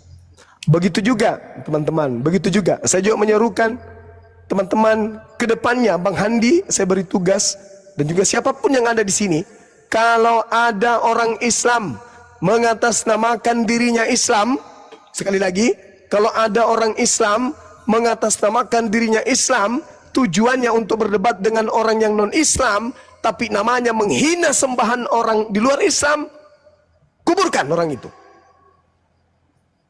Pakai nama menghina Tuhannya saudara-saudara kita, lenyapkan dari sekeliling kita. Jangan dipakai orang seperti itu. Jangan dinaikkan di komal. Yang menghina berlebihan terhadap sembahan orang lain, itu jangan pernah dipakai. Ada itu, mohon maaf nih, mohon maaf. Ada yang namanya Tuhan sembahan saudara kita kan tuh Yesus kan? Iya kan? Ada yang mempretelin nama itu. Itu laknat, gak boleh. Rasulullah marah, Allah marah. Itu tidak boleh. Coba Anda lihat, saya bikin YouTube itu sudah dari tahun berapa? Tahun berapa YouTube Zulkifli M. Abbas itu? Dari tahun berapa? Coba Anda lihat. Saya dibuatkan YouTube dari Akhi Sugi, Pak De Sugi. Coba lihat, apa yang saya request pada waktu itu? Bang, Akhi, tuliskan di pembukaan channel saya, I love Jesus because he is Muslim. Berani nggak orang Kristen kemudian di YouTube-nya seperti itu? I love Muhammad. Berani nggak? Berani. Bang Suma coy, lihat Zulkifli M. Abbas official. Apa yang tertulis di sana? Coba, itu pakai bahasa Bugis itu. I love Jesus because he is Muslim. Itu. Jadi apologet itu jangan mencaci, jangan memaki, jangan menista, jangan menghina. Kecuali illalladzina zalamu minhum, hadir orang-orang zalim di antara mereka, pijak kepalanya, karena itu akan merusak tatanan negara yang kita cintai ini.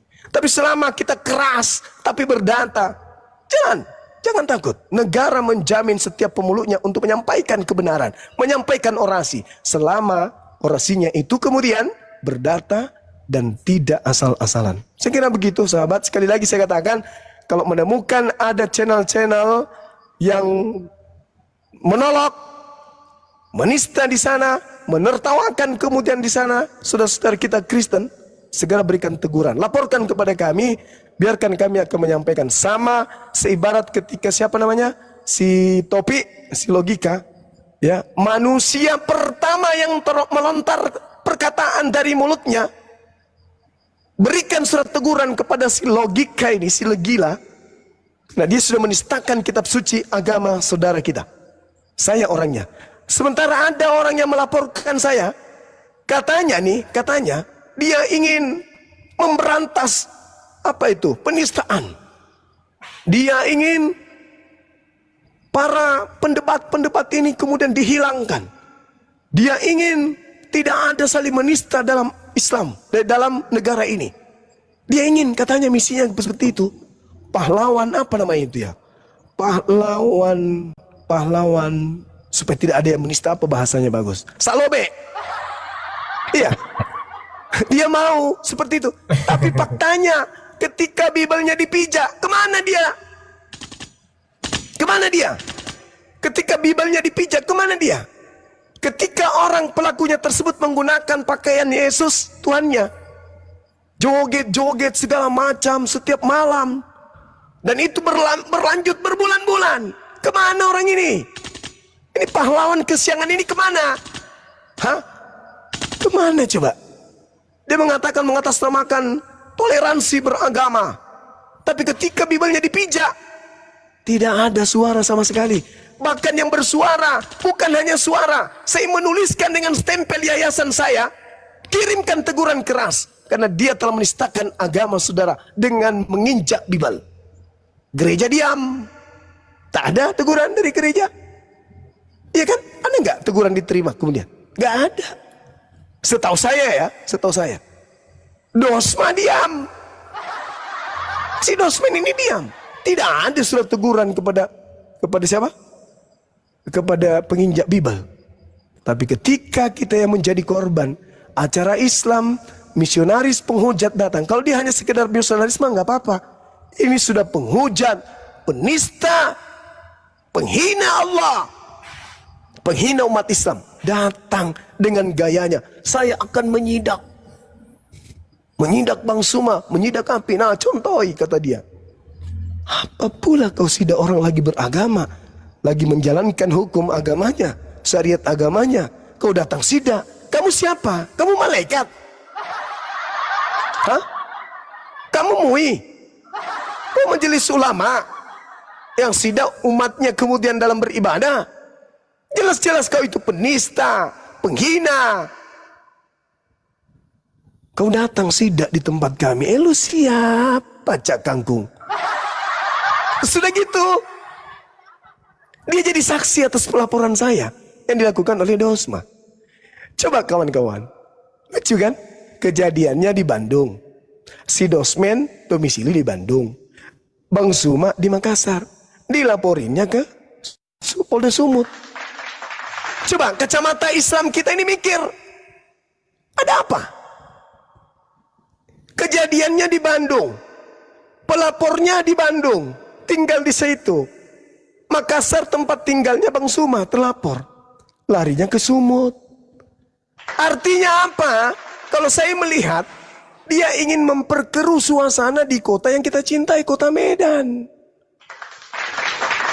Dia ingin menghantamkan, kayaknya nih, dia ingin menghantamkan umat beragama di sana. Kenapa nggak laporkan aja di TKP? Laporkan di Bandung. Kenapa harus ke Medan? Sementara di Medan itu adalah tempat yang sensitif, kota yang kita cintai. Sensitif apa maksudnya? Di sana itu orang saling menghargai satu sama lain. Orang Kristen, orang Islam di sana saling rangkul satu sama lain. Kamu datang mengaco kemudian melapor di sana, itu sama halnya kamu ingin merusak. Coba bayangkan, aktivis dakwah yang menyuarakan perlawanan terhadap gerakan pemurtadan dilaporkan di sana, sementara dia adalah korban. Dia melakukan acara internal Islam di tempat internal, di tempat mereka, bukan di tempat umum, di tempat tertutup. Kamu datang bawa baju tertulis ajakan menjadi Kristen di baju itu, seibarat Anda datang bawa bom di tempat saya jinakan dengan cara apapun, yang penting jinak bomnya. Datang-datang orang mengaku pakar hukum, pakar joget. Harusnya anak ini menjadi penari balet atau dia penari latar, karena nggak cocok dengan apa yang dia pertontonkan di negara kita ini. Pada saat rekornya lagi melaporkan dugaan penistaan, dia joget di depan gambar Ka'bah, di mana Ka'bah ini ada hal yang sangat-sangat disakralkan umat Islam sedunia. Joget dia dengan lagu yang direncanakan, lagu rohis, lagu rohani Kristen, di depan gambar Ka'bah. Apakah ini bukan penistaan? Belum lagi malam Natal, dia bakar babi, goreng babi. Katanya nih, ada di antara teman-temannya itu yang orang mana itu? Orang Jawa yang non-Kristen. Berarti kalau non-Kristen apa maksudnya? Saat track recordnya melaporkan umat Islam, oknum Islam sebagai pencemaran agamanya. Sudah begitu, belum selesai kawan. Mereka mengajak, mereka bersama-sama dengan temannya. Sebelum Jumatan katanya kita menyanyi lagu Yesus dulu. Joget-joget dia sebelum Jumatan. Dia kaitkan dengan Jumatan. Kita joget-joget dulu kata dia. Kurang apa lagi ini coba? Apa ini namanya? Kemudian dia acap kali mempertontonkan dengan temannya pakai hijab, menyanyi lagu-lagu rohis gereja. Tapi ada yang lebih aneh lagi kawan-kawan. Ada yang lebih aneh. Penginjak Bibelnya dan yang menghina Tuhannya berbulan-bulan mereka bukannya melaporkan, tapi berjoget-joget bersama-sama. Satu mobil mereka berjoget lah. Lagu apa itu dia bersama? Gila nggak tuh? Katanya dia akan memperjuangkan toleransi beragama. Joget-joget sama yang menginjak Bibelnya. Joget. Menginjak Bibel, joget sama-sama. Bahkan berkongko-kongko ingin mencelakai Bang Suma. Menjadi saksi. Lucunya yang datang membawa baju kaos menjadi saksi pelaporan. Ya Allah ya Karim. Anda yang datang kepada saya, membawakan baju kaos kepada saya, Anda menuduh saya menista pada saat saya bakar. Heh, di mana akal sehat? Hah? Di mana akal sehat? Kemudian rentetannya saya berontak. Saya dipanggil naik di Komal. Saya memberikan kemudian pendapat. Karena saya dimintai pendapat. Dia anggap menista. Subhanallah. Adakah kemudian tindakan saya yang merugikan saudara secara tanpa Anda memulai? Tak ada sama sekali. Tak ada. Justru saya menahan betapa banyak kemudian orang yang mengajukan diri. Tapi saya tahan. Jangan. Keberadaan Apologet Islam Indonesia bukan untuk memperkeruh suasana, tetapi untuk memperlihatkan kepada umat Islam, kalian tenang, percayakan kepada kami. Kalian tenang, kalian jangan marah. Toh ada kami yang akan memberikan solusi. Apa itu? Para penghujat kita akan gulung dalam perang logika.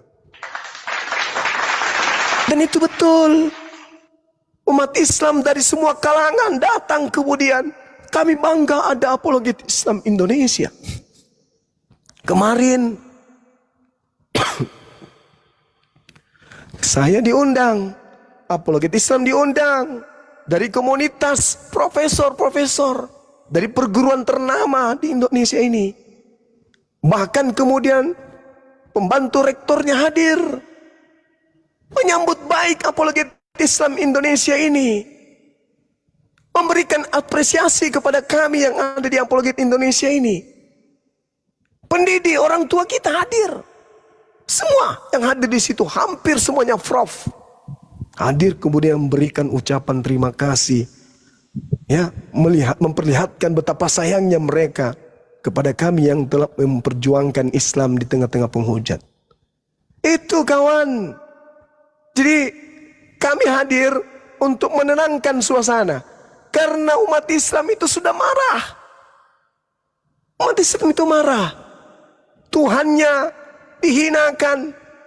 Nama Allah dipakai pada bukan tempatnya. Misionaris masuk ke lorong-lorong. Orang yang pakai hijab didatangi. Orang pakai jilbab didatangi. Mereka muncul dengan menggunakan kopiah. Menggunakan jilbab. Padahal mereka adalah non-muslim.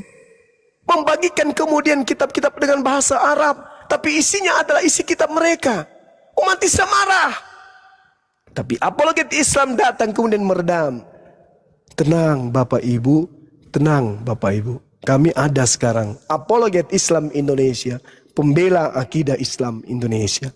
Tenang. Semuanya akan damai supaya negara kita yang kita cintai ini bisa akur. Tidak ada tendensi kebencian antar pemeluk agama dengan agama satu dengan agama yang lain. Dengan cara apa? Berdialog, berdebat, menerangkan, menjelaskan, biar yang lain menilai. Jangan memperkeruh suasana, lapor sana, lapor sini. Gak perlu kayak gitu. dalami dulu kasusnya. Apa yang melatar belakangnya, ada reaksi. Karena ada aksi. Tolong tunjukkan mana ada lembaga pendidikan Islam yang membahas Bible. Ada nggak? Kalaupun ada, membahas sesuai dengan apa yang tertulis. Bukan menggambarkan Tuhan kalian dengan gambar yang aneh. Selayaknya kalian punya lembaga pendidikan, tetapi menggambarkan Tuhan kami seperti ular naga.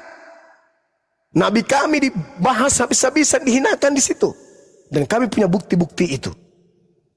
Yang kami punya bukti-bukti. Semuanya lengkap. Maka kami hadir kemudian untuk meluruskan itu semua agar supaya negara kita ini tidak ribut masalah agama. Lakum dinukum waliyadin. Karena kalian yang memulai kemudian menyenggol-nyenggol agama Islam. Coba lihat. Yang hebat IT, buka internet. Link-link yang pertama menghina Islam pasti dari pihak sebelah. Ada link yang namanya Islam, Isa dan Islam. Sebelum kami ada, link itu sudah ada. Link itu sudah ada. Ada yang namanya EPPI, Fight Freedom Indonesia, itu sudah ada.